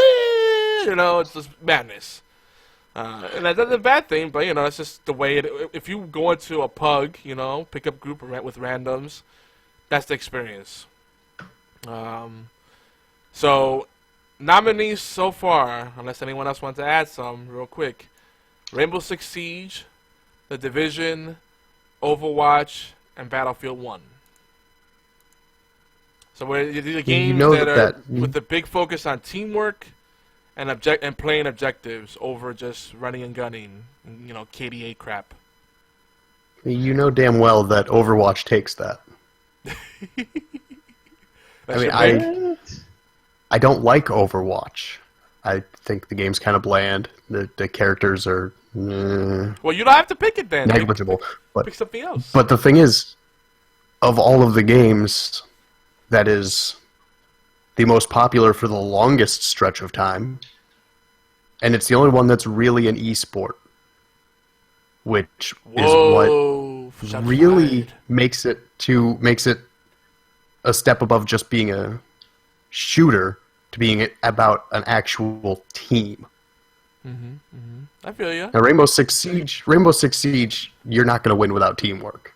You're just not.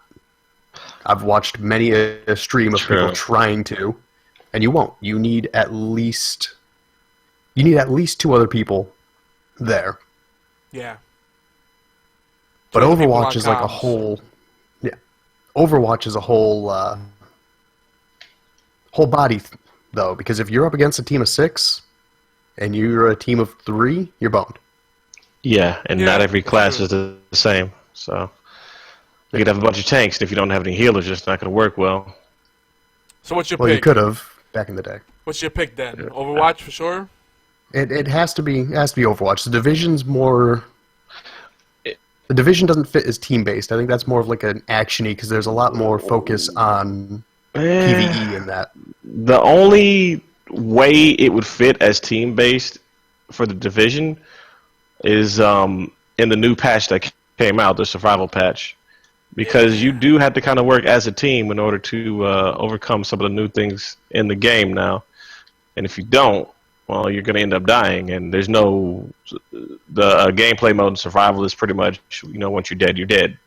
So if you don't have somebody to resurrect or revive you after you've been downed or pick you up or whatever, you're not going to be playing that game for long. But that's just one mode in it. So, but I can't really call it teamwork oriented because they had to add that in there.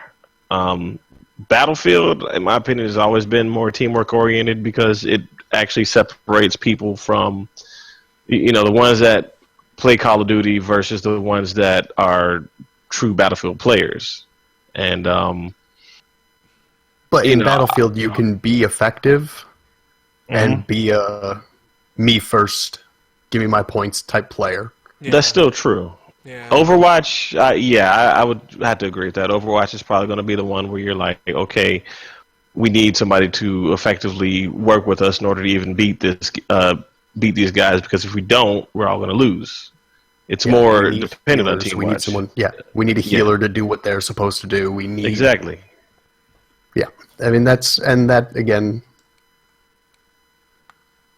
why it kind of has to take this one. See, you were thinking we were going to circle jerk over Overwatch, but my pick is actually Rainbow Six Siege for the very reason you said.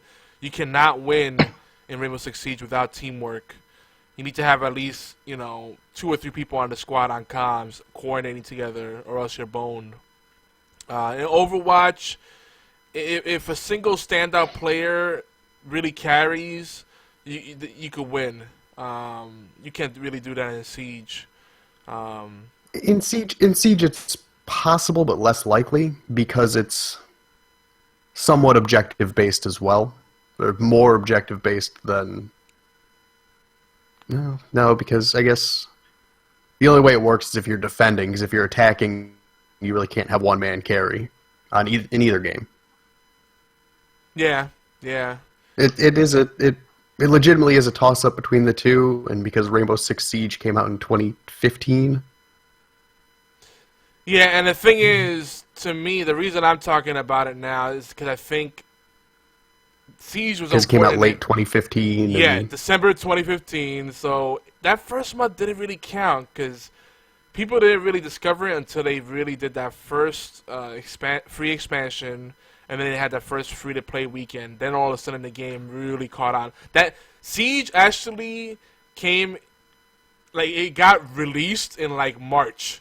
Because that's when everybody discovered that, yo, this is an awesome game. During December, no one was paying attention to it because it was just a bad time for it to release, Yeah. So that it was really born around, April or March, maybe even February at the earliest is when people really started to pay attention to the game, and then the freaking user base tripled or if not quadrupled, and it's been growing since then. And I think the esports scene, like you said, watching that, the ESL games and all that stuff, it's intense. And I love Overwatch, and I'm usually a big Blizzard fanboy, but I feel like when it comes to a game that rewards good teamwork and coordination over individual performance, Siege beats Overwatch in spades.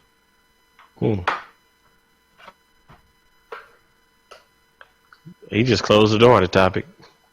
But you guys both went with Overwatch, so Overwatch wins overall. No, I only said that because I heard somebody close the door. I'm like, okay, you win. Did someone actually close the door?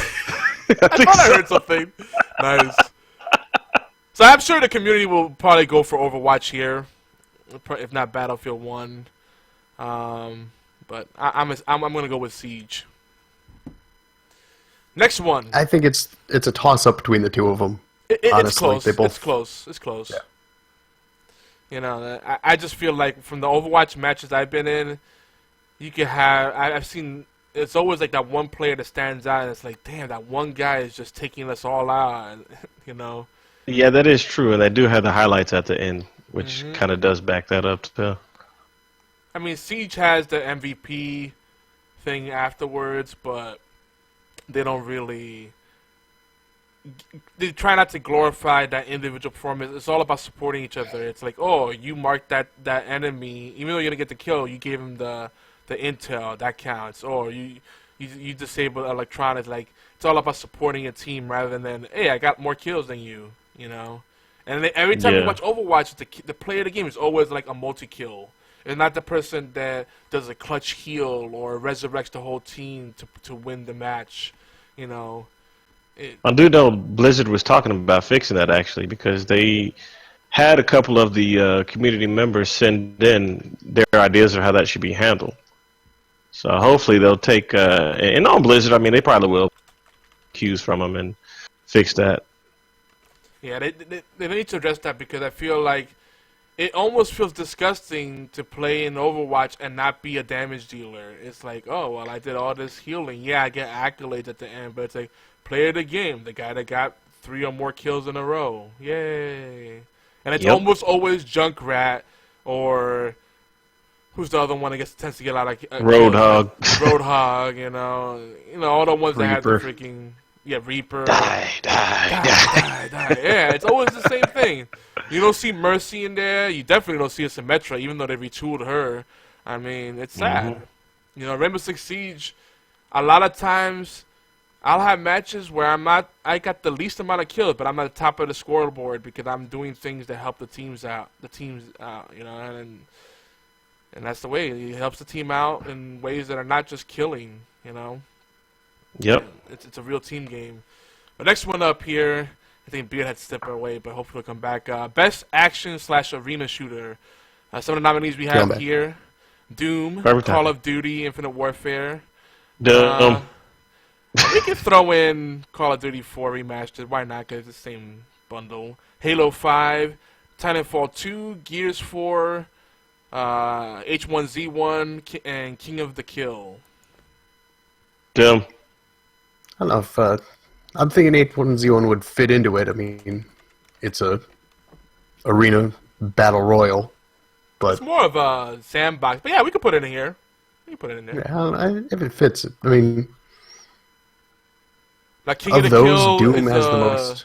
Is a mode H1Z1? It's H1Z1 split into 2. It's H1Z1. The zombie one, and King of the Kill, which is the battle royale, where it's just like 100 guys dropped on a map, and you go forage for your equipment and kill till there's no one left. Doom. That's crazy, yeah. Doom. Not even deliberating on it. Of all of them, Doom has the most flash, most flair, most style. It's the most Doom. Yeah. I mean, you can't really... It's very much the opposite of what the rest of them are. Because it's just big and fast and loud. Yeah. And ultra-violent. I love the kneecap to the exploding face. That's the coolest shit. Doom. You know, full disclosure, before I say my choice. So your choice is Doom as well, right, Taylor? I'll go with that. I love the confidence. Yeah, sure, why not? You can put it in my butt, why not? Yeah, see? Yeah. Yeah, see? Alright, full disclosure, I haven't played Halo 5 yet, but I really want to. So I can't really speak to that, but I hear from the people that have played it, they love it. And it tempts me, but it's like I feel actually overwhelmed with the amount of games I have to play that I honestly love. Like this year is the first year that I actually every game I have not regretted. Everything I'm looking at, I'm like, man, I can't wait to play that, but I'm really hooked on this right now. I was like, I don't have enough time to play everything. Like I'm in that place. It's not like, well, all those games suck. I have a wall of shame. So Superman, what's up, man? We got War Kid in the house too. Aw, shizzle. And Lee. War Kid. We used to play Halo 4. Did I have a baby? Oh God. Dude, War Kid. Wait a minute. Legitimate child. Oh yeah, that's right. And Halo 5. Another reason I want to play that because they had the Halo Forge, which is cross-play between PC, Windows 10, and Xbox One. So that's dope, and it's free. So I'm like, damn, we could play multiplayer together for free. Like, So there you go. But anyway, this is a tough one because I'm a Doom fanboy. But I got to give an honorable mention to Titanfall 2, a game that is not getting nearly enough love because people are stuck on Titanfall 1 and then they're like, oh, that game sucked, or, it's just Titanfall 2 released at a shitty time. Like, who releases a game right alongside Call of Duty? Stop it. And Battlefield 1. Yeah, not smart. Not smart. It's only those two that launch against each other. Yeah, like Call of Duty versus Battlefield. I mean, don't. Yeah, Don't get in the way of that. Every other company has learned that. But EA hedged their bet and they said we're gonna release Titanfall and Battlefield at the same time. It's like what? That's because they secretly want to kill Titanfall. And then they in their press releases they go, their press statements and stuff. They're like, oh no, we are fully committed to this, and we're doing this and that, and we're looking forward to the future. Oh god, I don't know. They're gonna kill it off, and then in 2 years it's gonna be Battlefield. Yeah. It's part of Battlefield. Well, they had a futuristic Battlefield back in the day on PC. People forgot about that one. What was it, Battlefield 24 something? I forget. That's some weird name. 2042 probably. Yeah, that was a cool game, but it's just kind of just came. They're gonna kill it off, and then it's gonna become Battlefield, like Battlefield 6. In the future. That's what I think's gonna happen. That'd be crazy. They do have a tendency to do that. I gotta give this award to Doom though, because this game came out of nowhere. Everybody that played it loved it. Even people that never played the other Doom games, like the millennials, are like, Doom, what's this about? I never even heard of it. Like, really? One of the first games to actually bring online to gaming? Seriously? I could cut you. But Doom. But yeah, Moving but Doom. Okay. The campaign's fantastic. Multiplayer, intense. I mean, the soundtrack, every bit of this game is just amazing. And it just, I expected a lot from it, and it actually over-delivered. So, yeah, Doom. 20XX. It's the Mega Man game. Yeah. 2142, that's the one working. There you go. 2142. The dude that did the Doom soundtrack wasn't even playing, man. He also did the Killer Instinct soundtrack, but it's just raw. Don't drive to it. Don't drive to it. Probably want to run over some old lady. That's not cool, man. Not cool. Leave Betty White out of this. She's still pure and simple and alive. Oh, man. All right. Best overall shooter. So we got Rainbow Six Siege, The Division, Doom, Overwatch, Titanfall 2, Gears 4, Battlefield 1. Am I missing anything? No? There were probably other shooters that came out, but none that we really care about. If they don't come to mind, I probably don't care about them. All right. So best shooter of these. Pick. Quick. Pick. Pick. I'd say, you know what? I'm going to save you some time, and I'm going to just say mine is Rainbow Six Siege. Just because I can't pick anything else. I want to say The Division, I want to say Doom, I want to say Overwatch, even Titanfall 2. But the one I've put the most time into is Rainbow Six Siege. That game is like crack to me. I don't know what it is, but I'm in love. I would say Doom is better than The Division. I put a lot of time to The Division. The Doom was really one of those really, really good games that I liked. Yeah. Matter of fact, I would go as far as and say it's my game of the year. And, granted, I haven't made too many purchases, but from what I've seen and some of the gameplay that I've seen of other games that I do like, I still can't get past Doom because it's nostalgia, but it's new. It's like I'm reliving, the earlier ages of my childhood, but through a new system with stuff that I hadn't ever seen before. I mean, I'm still, even talking about it now, I'm still awestruck and still a fan of the series.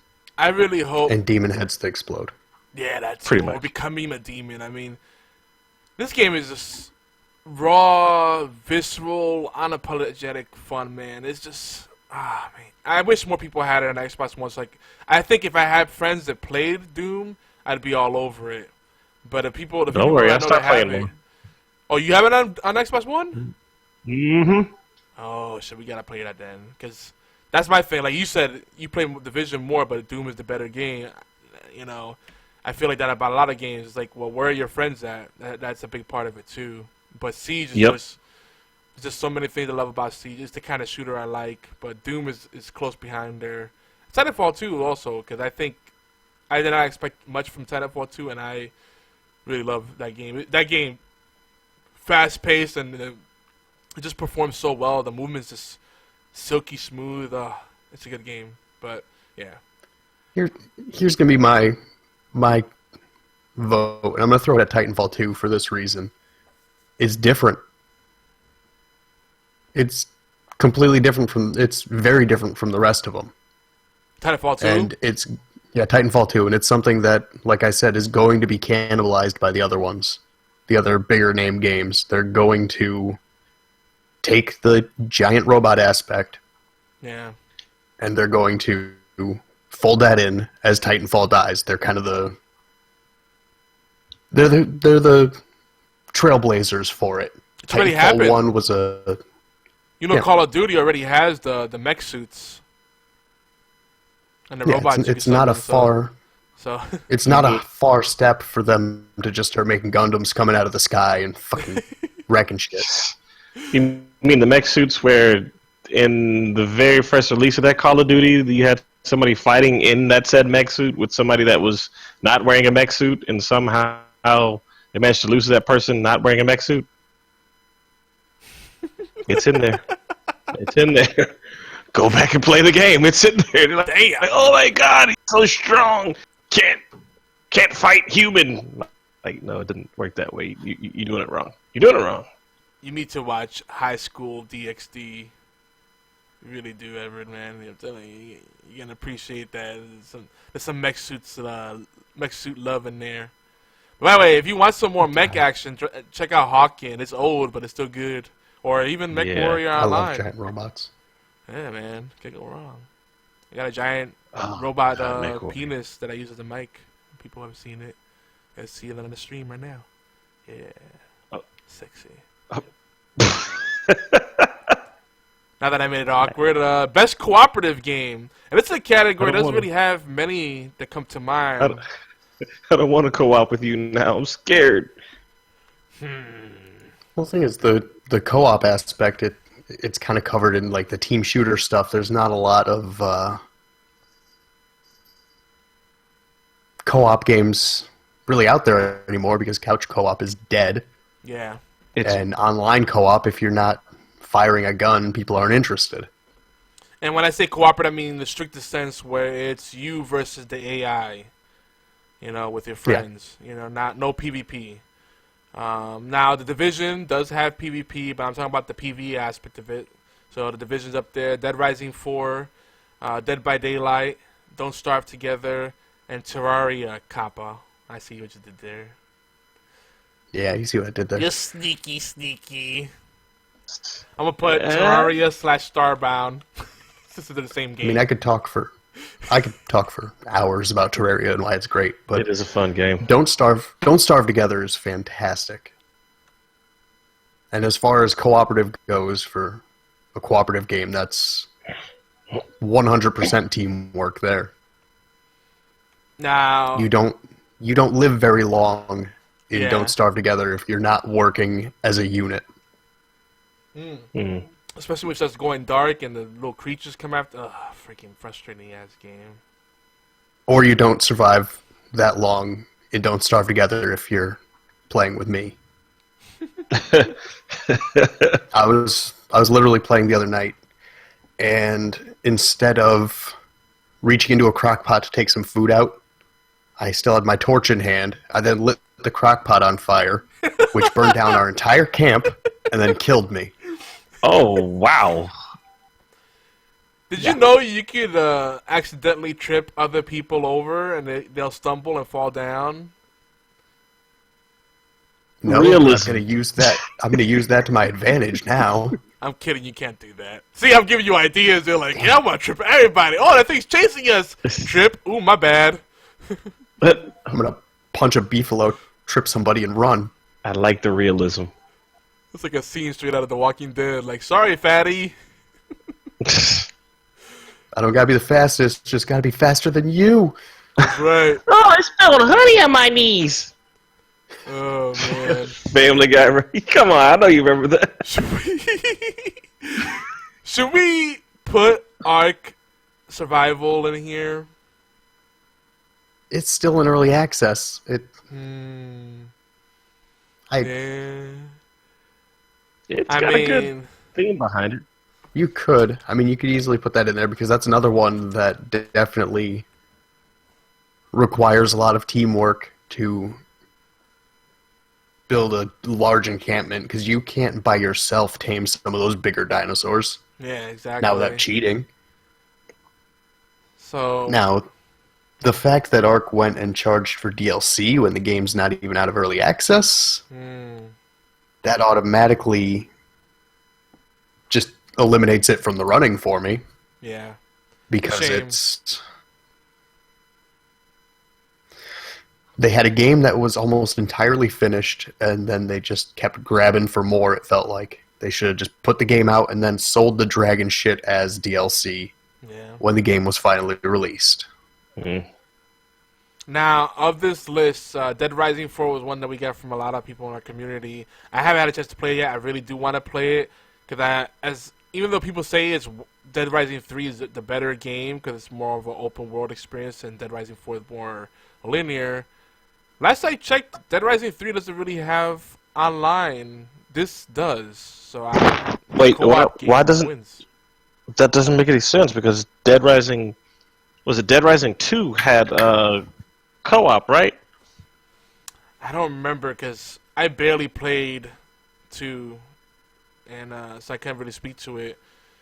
But every time you look up Dead Rising 3, I never see anybody talk about the multiplayer aspects. Nothing. So the cooperative game, I can't speak to it, but from what I've seen of Dead Rising 4, the cooperative looks pretty cool. That's the kind of game I would like to goof around in. You know, same reason I love Dead Island, and which people say that game was flawed. Dead Island was fun with friends, man. Flawed doesn't necessarily mean bad. Yeah. I wish I had people to play with. What people. That's what by myself.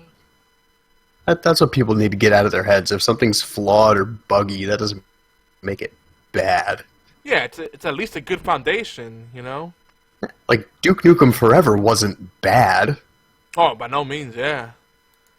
Any game that opens up with a, twin sisters giving you a blowjob, it cannot be terrible. I'm sorry. I know. How did I know you were going to say that, Yogi? I used the same joke last time. I know, but it's fun. Come on. History repeats itself.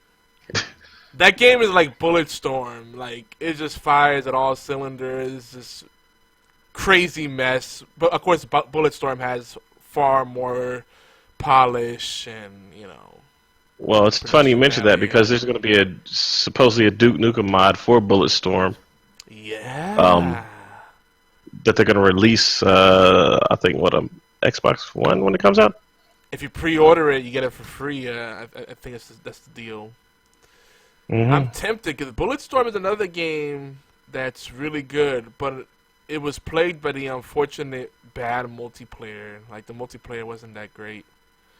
But that was a good I thought there was a multiplayer. No, there was. It was basically a score attack thing where you had to get the most stylized kills and fight each other's score. It was a good concept, it just wasn't executed upon very well, and no one really played it. So I played it a little bit later. I didn't like that game. I don't know what it was. It just didn't like it. Really? You didn't like the campaign? The campaign just seemed kind of put together too. Dude. Yeah, I just didn't like it. They call the words they come up with there dick balls and all this shit, like weird words that he just compounded together. Give it a chance sometime. Alright, Superman in the chat says, in Titanfall 2, you are either one of two people, an assault or a sniper on a rooftop.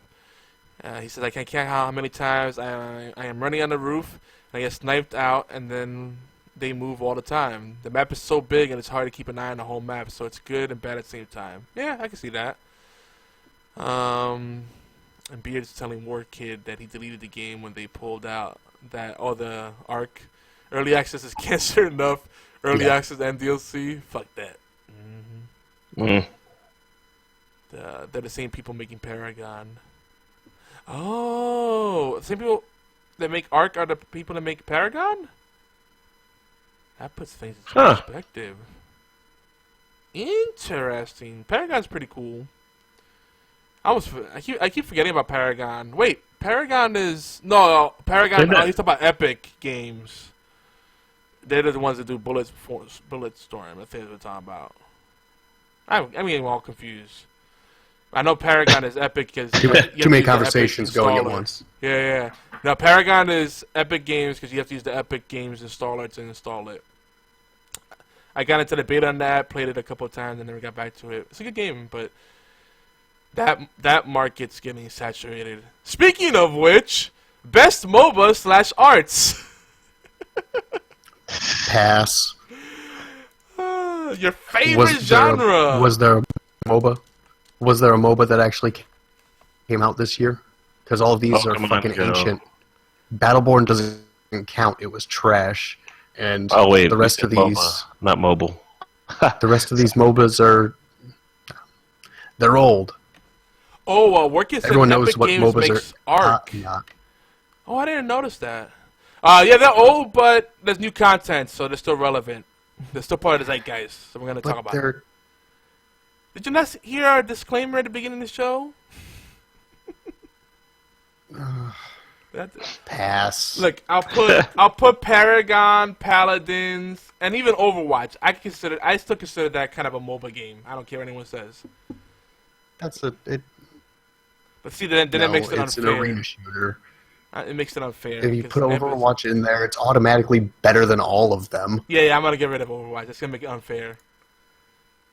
If you're gonna if you have to make a MOBA award, just I don't know. MOBA/arts. They all suck. They don't all suck. Mine is a tough choice. No, I've played Heroes of the Storm. You play it by yourself. A couple of times now. You play by yourself. That's your problem. You don't play with me. If we play together, we'll have fun.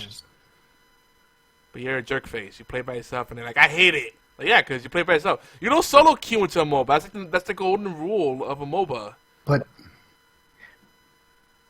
I need a game that I can play by myself on my own time, as well as with people, in order for it to be considered a game, for it to be a game that I'm going to consider dumping time into. Well, see, here's the thing. You put the training wheels on, and you have Daddy hold the bike for you, so you feel like you're stable and safe. And then once you get a hang for it, you ride the bike by yourself. And when you're ready, you pop the training wheels off. Nah, I'm going to do what my daughter did and just walk in and be like, hey, you got a wrench? Why? Taking the training wheels off my bike.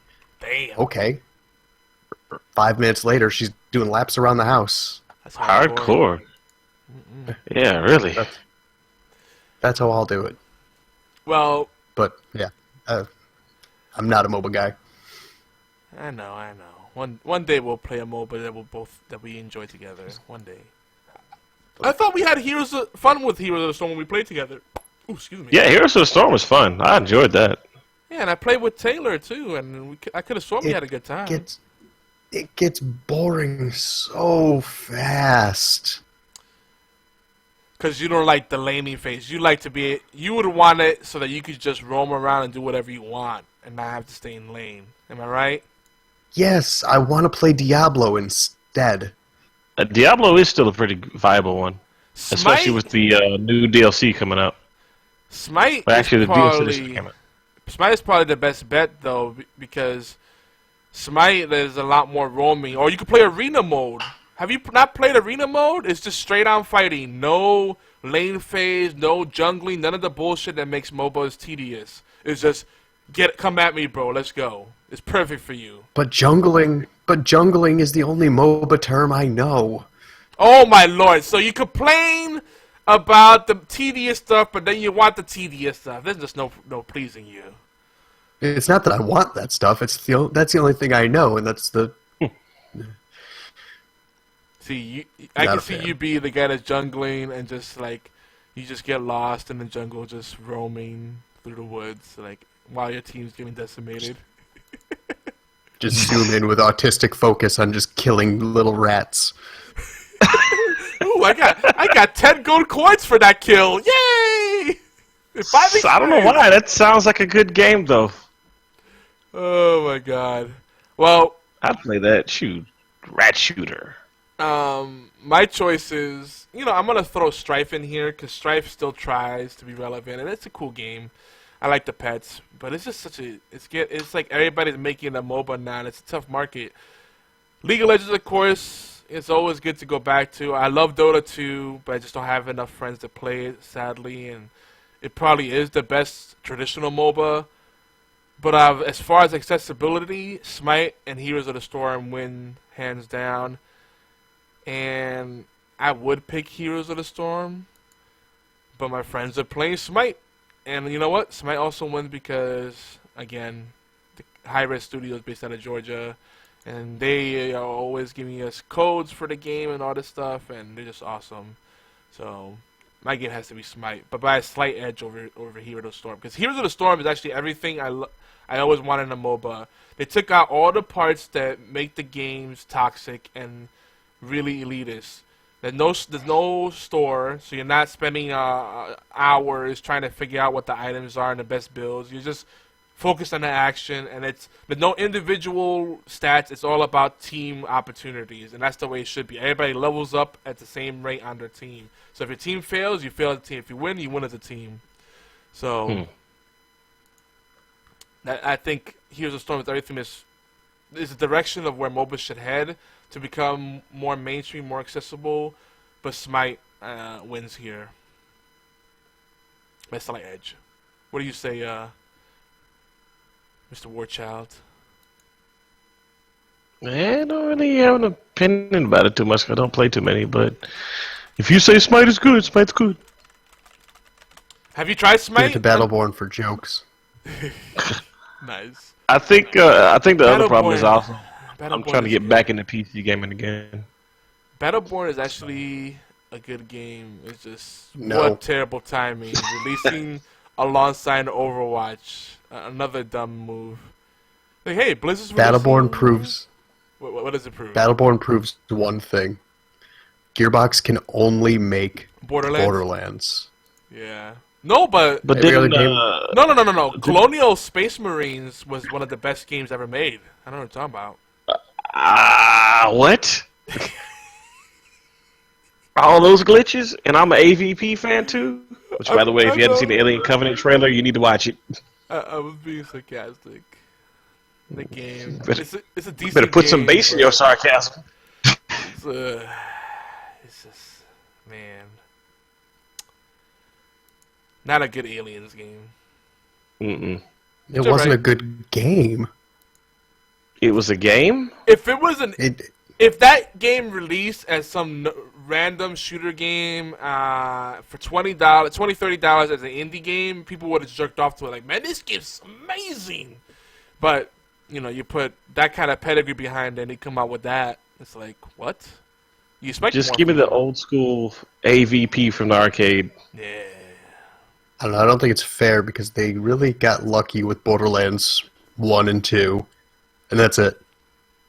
I really don't think that Pitchford, any of them, they can't make a cohesive game. Yeah. They can't. They got lucky, and that's it. Well, the Borderlands 2 formula is one of, was waiting for them, right? They said, hey, Diablo has lots of awesome looting. What about if we took that and took that concept and put it into a shooter? Brilliant. Why didn't anyone else think of that before, right? So they got there in time. Like, and then the art style on top of it is what put it even further in. Yeah. Because Definitely. that cell shaded look. It was the time when everyone was really pushing HD hyper realism. Mm-hmm. They're like, no, we're gonna go with jokey, super dark, raunchy humor, and it's gonna look like fucking oil painting. Here we go. So it ticked all the boxes the right way, and that's it. Lightning in a Bottle, which the pre-sequel proves. 2 good games, 1 game that's cancer. True. Oh, man. You know, that deserves this right here.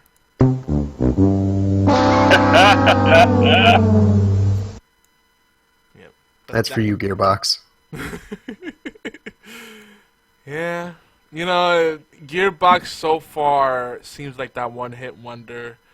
I'm a Battleborn apologist. I still think if it released at a different time and a different price, you know, and they made the campaign a DLC, it could have had some legs. Maybe even made it a free-to-play game, it would have had legs. But See, that's the problem, though. You're not gonna... You can't make the game free-to-play off the rip and expect to have the kind of polish that the game had. that's true. But It's going to be one or the other, not both. yeah, It's going to be free to play and kind of not from a big league developer, no, not at all. they could have floated the cost initially. I mean, With what? I mean, Well, they're still riding the Borderlands 2 coattails. That coffer's going to be empty soon. yeah, and based on the way the demo was, for a minute I thought it was going to be free to play. Imagine my surprise when I found that it wasn't. I really feel like they should not have made a campaign for Battleborn. At least not initially.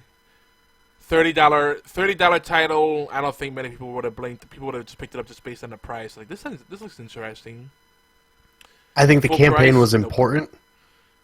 The campaign was important because there's no MOBAs on console. You Yeah. need the campaign to kind of walk you through it and get you to the point where you're competent at playing a MOBA. Smite says hello. Guardians of Middle-earth says hello. Guardians of Middle-earth, that's the first time I've ever heard the name of that game. And Smite wasn't... Oh, was it out on console at that point? Yeah. I thought that was later. No, it was out before. Oh, okay. So there was already precedents, and MOBAs have become so pervasive. It's like the TCG space.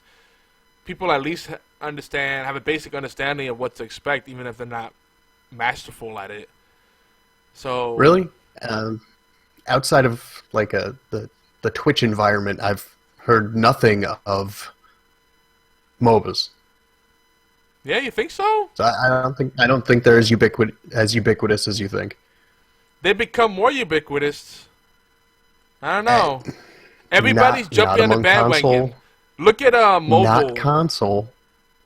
But even on mobile, there's tons of MOBAs. Mobile, it's more tower defense. That's true, but it's, you know, I think people are it's a lot more pick up and play than it used to be. Like 10, 12 years ago, you know, when like Dota came out on Warcraft 3 engine. I mean, It's true. you know, and if you really want to go back, Herzog technically has a lot of mobile elements, but we won't get into that discussion. So there's been plenty of time for people to warm up to the concept. It's not like it's super complicated, you know. Oh, if I keep jumping ahead of my creeps and tanking this, I die. You know, if you don't pick up on that, you're just a dummy. You know, oh, I shouldn't try to take that tower by myself when no one else is there to take the damage for me. Like, I keep dying. I wonder why. Like, eventually you're going to learn the pattern. I mean, those are the basic stuff. There's not much crazy out of that after that, but Battleborn is just mishandled project. But yeah, Smite wins for me. And what did you guys end up choosing? You said Battleborn for giggles, Beard. What did you For say, jokes, yes. yeah, for jokes. What, Chad? Did you land on something or no? Yeah, it's gonna stick with Diablo. Diablo. I know. Okay. Hey, you know what? You haven't played Smite on Xbox One yet, have you? I don't think I have. Dude, this weekend I'm gonna get you a code, and we'll play together. Cause there's a holiday event going on. So hit me up. You got my number. I'll I'll see if I can. It all depends on how wife child's doing. Dude, set aside an hour for me so we can play a little bit. What do you think I'm doing now? I'm just saying so we can play. Plus, I gotta work. I work on the weekends too, so. Oh damn. It'll probably be like Welcome to late my at life. night. I've been living it, son. Yeah. Well, it's not Monday or Tuesday because there's an event going on. Oh, Monday through Wednesday at the latest. Because on the 5th, they're gonna end the event because they have the High Res Expo. I want to get you in on some stuff, some free stuff. Okay, cool. Cool. Yeah. And that's an open invitation to everyone at Xbox Live. Add me, YogiZilla. I get your referral code. You get some free shit, and I'll walk you through the process. I'll learn you how to play. I'll learn you good. I don't want to play co-op with Yogi. He's scary, and he got a beard. I know. You can see it right now on the stream. I keep forgetting. I probably picked my boogers and forgot I had the cam on. You're welcome, YouTube. That's for you. As long as you didn't eat them, you're good. Sometimes I just get a little taste and I spit it out. Yeah. Get a little bit of that. Never heard that in my life.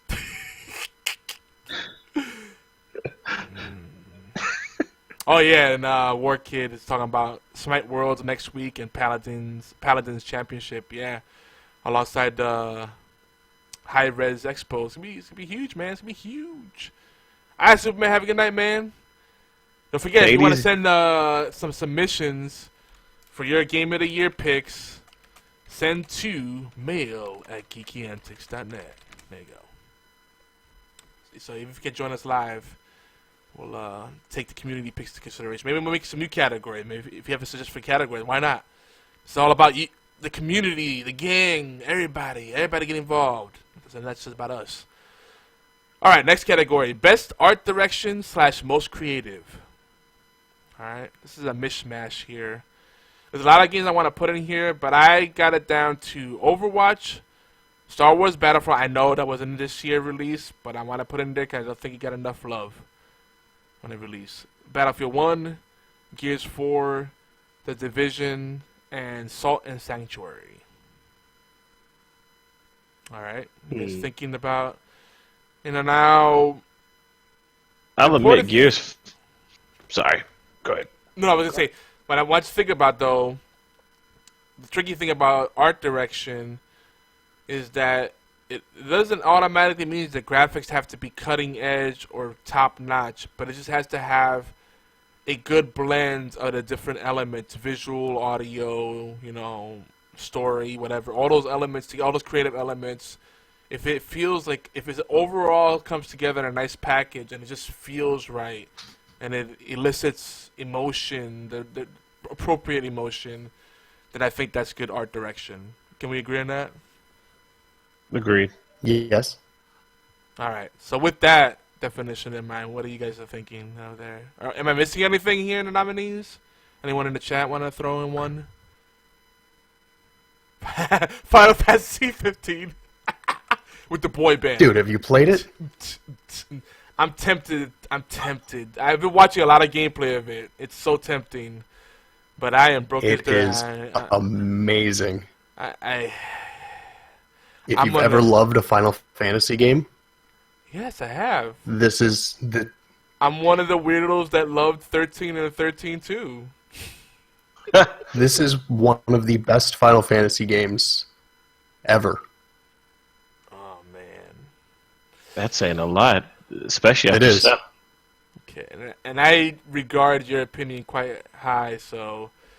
Oh my god! I need seven doesn't rank. Get some extra spending money, It'll be $20 in a week. Yeah, it might be. Remember when we had the conversation a few weeks ago? Said that out of the games you're looking at, Final Fantasy 15 is the one that's not gonna go on sale anytime soon. We were talking about. I said if I had to get a game, it was Final Fantasy 15. I was like Final Fantasy 15, Dead Rising 4. Or Scalebound, because I'm really curious about Scalebound. I want to give it a shot. No one's talking about that game when it came out. I'm so very mad that game dropped in price so quickly. Yeah. Yep. Angry. But still, game's phenomenal. All right, One of the Warkid best. is throwing Warhammer Total War into there. Is it a Total War Warhammer? Whatever. Yeah. We know what you mean. Yeah. I was gonna make sure. My dyslexia. I remember playing. kicked in. I remember Shogun Total War. That was a dang good game. Yeah. Really good. This is a tough one. I mean, for all the times people shit on Star Wars Battlefront, every time I jump back into that game, the music and just all the explosions and all the craziness, like, that game's intense. Like, it's just beautiful. The map design is great. Like, it's spectacle. It was a mediocre. It was a mediocre game, though. But we're talking about art direction, though. I know. Gameplay Art direction doesn't was factor great. into art direction. Sadly. I'd have to say Gears. I mean, Gears has always been just well crafted, well put together. Yeah. I'm gonna stand behind Salt and Sanctuary as well. That is a game if you like Dark Souls, that atmosphere mixed with the 2D art style of it. Yeah, that is a beautiful game, It's- and you don't really see a lot of sprite graphics anymore. It's all pixel art or 3D, nothing in between. Yeah, and it's very bleak. The game itself has a desolate and depressing, almost to the point of what you're doing is futile. Everything about the game is set to just... See, that's an important part of art direction, like matching the tone with the graphical style, the musical score, all that stuff. Sound effects, sound engineering. People don't think about that. That makes a big difference too. Like the ambiance and spatializing those sounds so you feel like immersed in it. See, I can't speak to Salt and everything. Sanctuary. I highly advise playing it. I think it's on sale on Steam right now. I want to. It's just, so many games. But I've watched the gameplay and I'm there with you, so I can at least speak from that. I'm gonna go with The Division just because, as someone that spent most of my life in New York, they got New York City so down pat. I felt like I was there, and I hate what New York City's become. You couldn't pay me to move back there. Everything's overpriced and. Yeah, it's bullshit. The stupid laws, You can't buy a sugary drink in New York City without spending. They have they make you pay 3 times the price because they don't want you to do unhealthy things. No, they just want more money for the city. Whatever. There's all kind of stupid Sounds shit. like Huh? Try to turn it into California almost.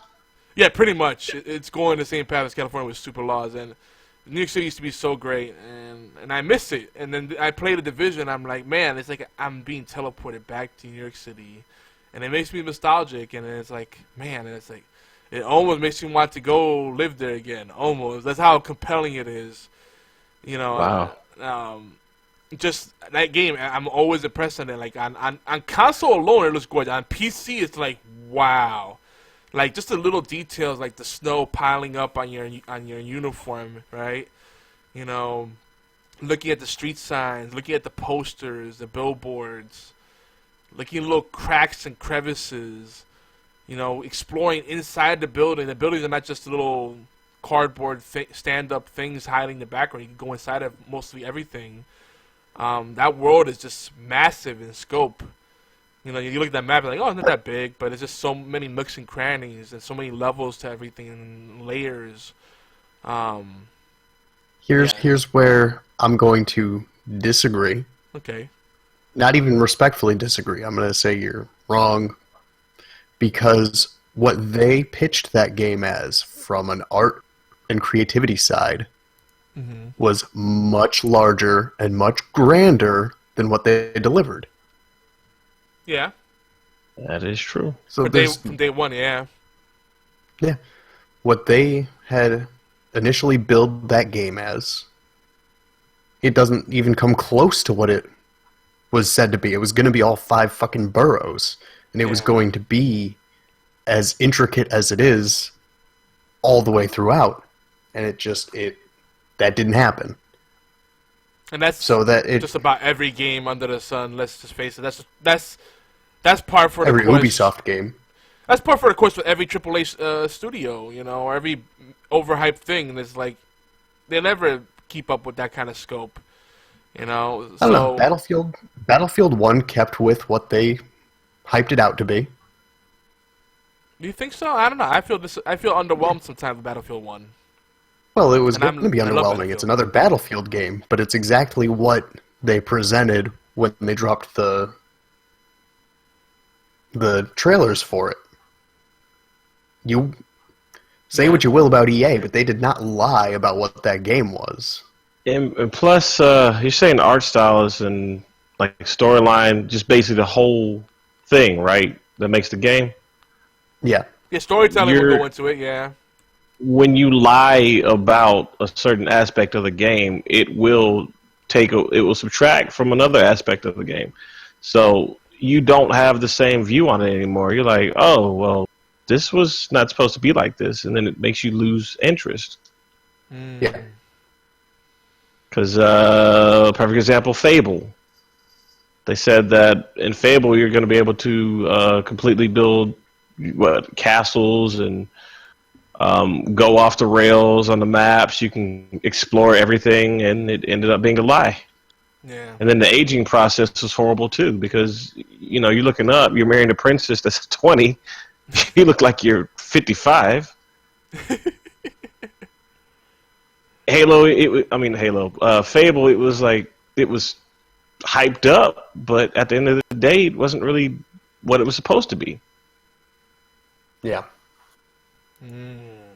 So it's something to think about. Yeah, it's a really tough call for me because the recency effect makes me want to go more with Gears or Battlefield 1 because both beautiful games, great sound engineering, just total complete packages, and they are exactly what they promised to be from a creative perspective. Even the map design, the world design, all that stuff is great. Character models, everything comes together. I don't know. Here's my case. All right. Final Fantasy 15 has been 10 years in the making. Yeah. It passed through so many hands. By all accounts, it should be a failed mess of a game. Mm-hmm. And it is not. The game is gorgeous. Everything is fine-tuned to the absolute nines. Everything is handled flawlessly. The map system, the map system's great. The menu systems, just the way that you interact with the magic spells and how you physically craft them, that would qualify into the art direction of how the game works and creativity-wise for being able to make spells and mix in items with it, and then they have different effects based on what you use. It just... Well, see, if it's a functional thing, I don't think it falls on the creative, because it's form over function. So you're talking purely aesthetic. That's, to me, more what creative would encompass. Okay. Like, if I make a spec doc, you have the creative brief, right? And then you have the mechanics and the nuts and bolts, the things that make it work. So menu design would be the UI, but then the actual experience of it is UX. It's a thin line. It's hard. Okay. Yeah. I'll give you that. Every detail in the game is hammered out perfectly. Every character model, every fold in the change of clothing, the hair, they actually, for the first time in this generation of games, I've looked at the hair and been like, you know what, that doesn't look like clay, a plastic, like a plastic wig. Yeah. It doesn't look like they're a horrible burn victim and their hair's just all matted down. It has like a lightness to it, like an air to it. Yeah. I mean, like I was saying earlier about Mass Effect and how when the original creative team isn't there, the end product suffers. Yeah. This one doesn't. From a creative standpoint, from just purely aesthetic standpoint, the game's gorgeous. The game does everything above the expectation of what you would see from it, or what you come in expecting from it.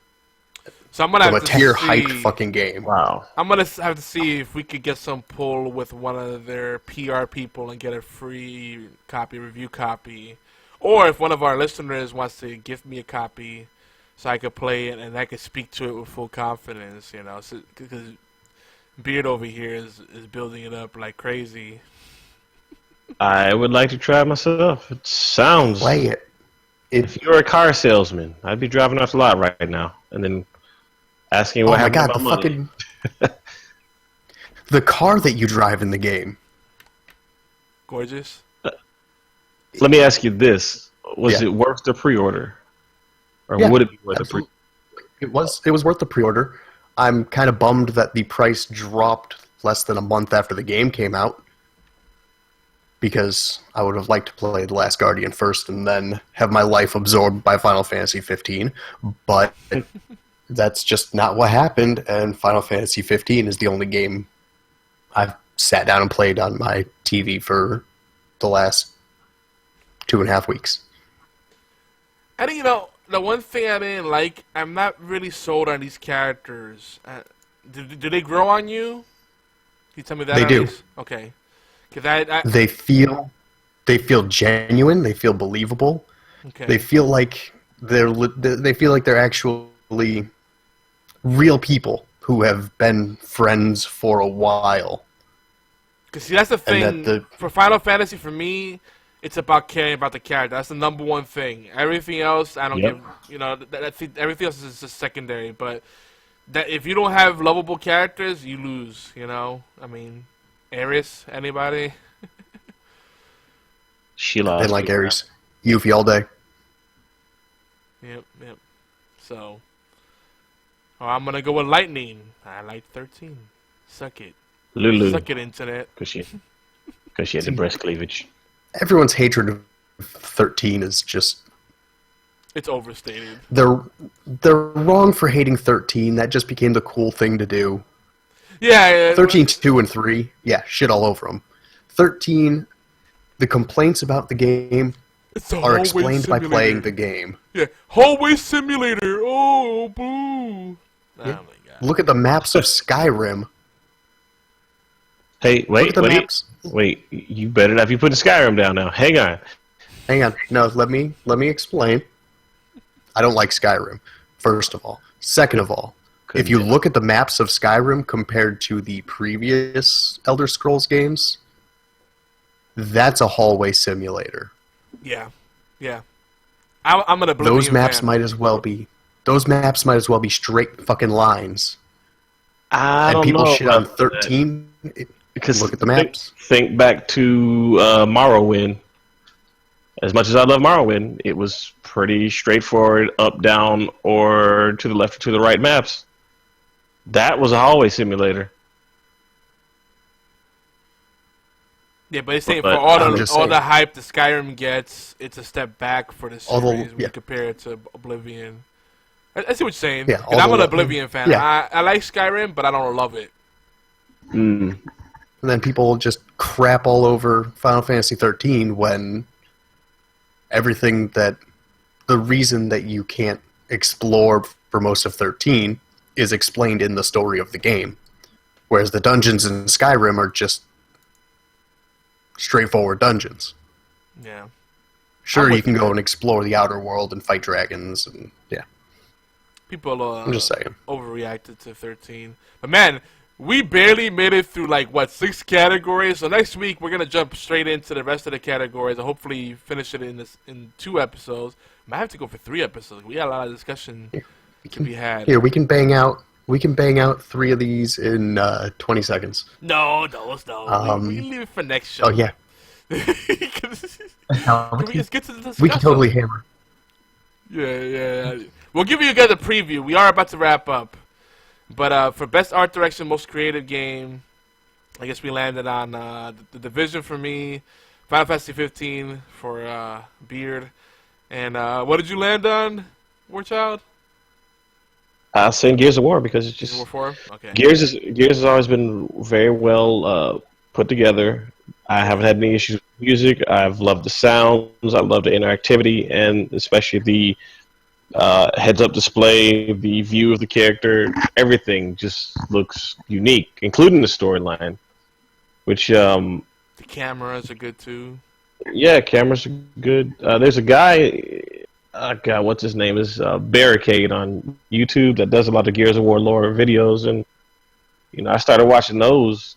And the lore behind Gears of War, you would think that, it wouldn't be so in depth, but I was completely wrong about it. There is a bunch of lore behind Gears of War, and it is very worth the time to just look at that game, play it, get into the lore, anything involving it. It's worth your time. Well, yeah, and Gears 4, the story there makes you want to go back to the previous Gears. It's that good. It's like, wow, I'm looking forward to the next Gears, so... It's a tough call, but I'm going to stick with The Division just because every time I go back to that game, I'm like, damn, this game is just, wow. It's just, I'm in awe, and that's rare for me, so it's an emotional thing for me. I think, yeah, because you actually live in New York. So me, on the other hand, it's like, okay, so I'm just going on this map to these different areas. I see there's more to the outside map, but I can't. So it kind of makes me lose interest. Yeah. Especially seeing as how it's like it's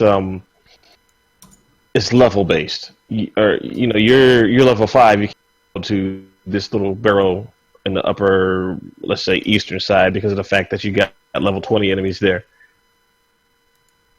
Yeah, kind of makes you limited. I definitely have some bias there, but. At the same time, I think it is objectively just an amazing artistic feat in many ways. But it's a tough call. It's a tough call. We could probably talk about this forever. But folks, that does wrap it up. For the next episode, we're going to pick up on the best massive game, and massive in scope. We'll talk about games like Elder Scrolls Online, Battlefield 1, Division, Destiny. Best sports game. Yes, sports still matter. That's still a thing. Horror game, fighting game, surprising/shocking game, most shit your pants game. That's gonna be a category. We're gonna look at the best game in terms of concept. Conceptually, what's the best game? Because some games have great concepts, but they just execute like shit. So this, a game that maybe has a really good concept and didn't really deliver anywhere else. That happens. No Man's Sky. Yeah. Oh, I got a rant for that. Yeah, we got one. One. Oh boy. There's a bunch of games that fall into that category. What else we got? Most disappointing game. No Man's Sky.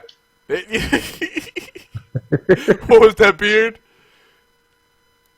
Looking at the most disappointing game that I see, I got a rant for almost all of them. That'll be fun. Yeah, most tempting game. Sky. Most tempting game is gonna be something that released that we haven't gotten around to yet, but we really want to play. Obviously, Final Fantasy 15 is up there for me, and some other ones. Most anticipated game hasn't, this game hasn't come out yet. Most underrated game, most overrated game, most engaging story, most impactful game. Best sequel or remake, best sandbox game. We got a lot of cool categories, and that's just the game stuff. We got awards for sci-fi show, fantasy show, comic show, awesome anime, emotional anime, anticipated anime. Yeah, there's all kind of classic anime. We got everything. So there's Is there one for trailers? The what? Is there one for trailers? movie trailers next year, or movies for. We could do a television trailer movie one. next year? Yeah, why not? I'm trying to say my question, but the English fails me. Oh, English so hard. Help me, senpai. Game of the year. Oh, I think one of the best categories we're gonna have is the game that actually needs to be revisited. You know, like something needs to be remade or remastered or given a sequel. That could be its own show, Yogi. I know. But we have to just pick. And we were talking about Mass Effect earlier. Monday Night Yogi. Let's do that. Just make a bonus horseplay. I mean, hey, it might happen. Maybe we'll do a bonus show. We might do a bonus show. Monday Night Yogi for the championship. Stay tuned, guys, to our feed on iTunes, Stitcher, TuneIn Radio, all that good stuff. Well, guys, where can people find you? Beard, where can people find you? You can find me, Beard and Hat, over on Twitter, and Beard_and_hat here on Twitch. I'll be revamping my streaming probably beginning mid next year, or mid next month. Aw, snap. So that's where you can find me. Well, how about you, War Child? The easiest thing for you to do is to go to warchildgames.com. I've got all that contact information on there for you, including links. Aw, snap. Now I'm YogiZilla everywhere, including Xbox Live, Steam, on Battle.net, the Blizzard Jam. I'm YogiZilla, pound 1722, I think. I'm a little inebriated right now, so I think that's the number. Why they gotta have numbers in anything? I don't know. Why can't I just be YogiZilla? No one else using YogiZilla. Who would want that name? I don't want it. Actually, I want it. I like it. Shut up. Don't make fun of me. We'll see you guys next week. Hope you enjoyed our Unicorn Poopies Awards Show Part 1 of 3 or 4 or 5. Who the fuck knows? We might do a little bonus episode, so stay tuned for that. We'll see. Let's see. We'll see what everybody's availability is, so we can make some more headway. We got a lot of discussing to do. It's been a good year. In spite of all the shit, people that we lost, I think it's been a good year, and I think 2017 is gonna be even better. Yeah. All right, cool. We'll see you guys next time. Yeah. See, Curtis for you. See. Yeah. Yeah, guys. Peace. Later, taters.